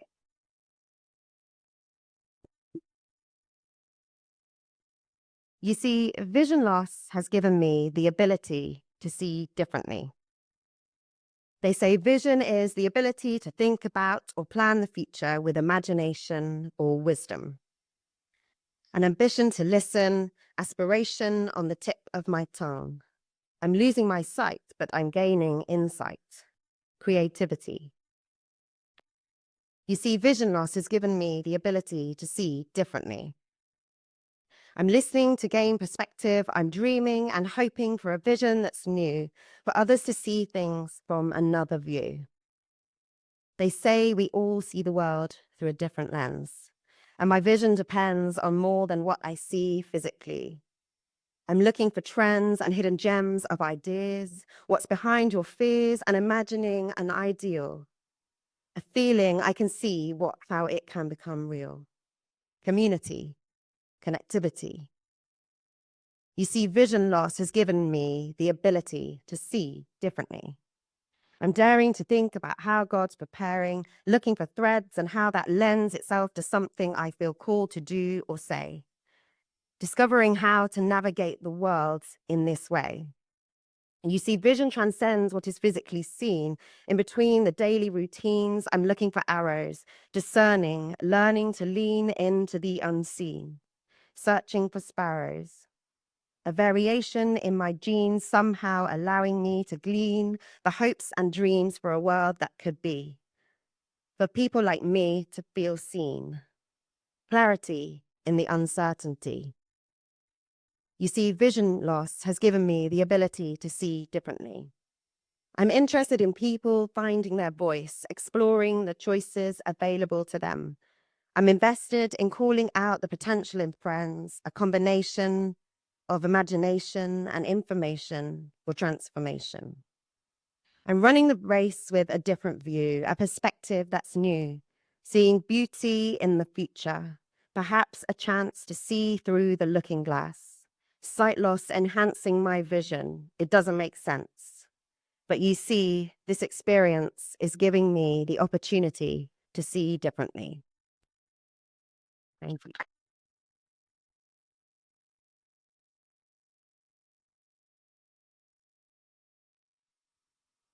That was so, so good.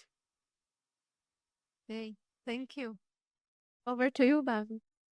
I don't know what to say. I'm going to say you guys are amazing. Thank you so much. Can we give you another round of applause, please?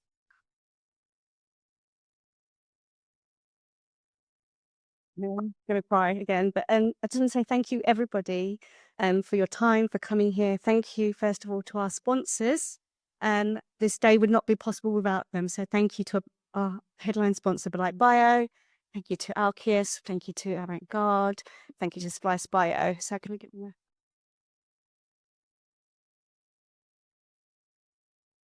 there? Thank you to our online attendees. Thank you for coming. Thank you for sharing. Thank you for connecting. Thank you to all our speakers, our volunteers. Just want to say it's been a great day. So yeah, thank you very much. And I think we've got some other thank yous to do as well.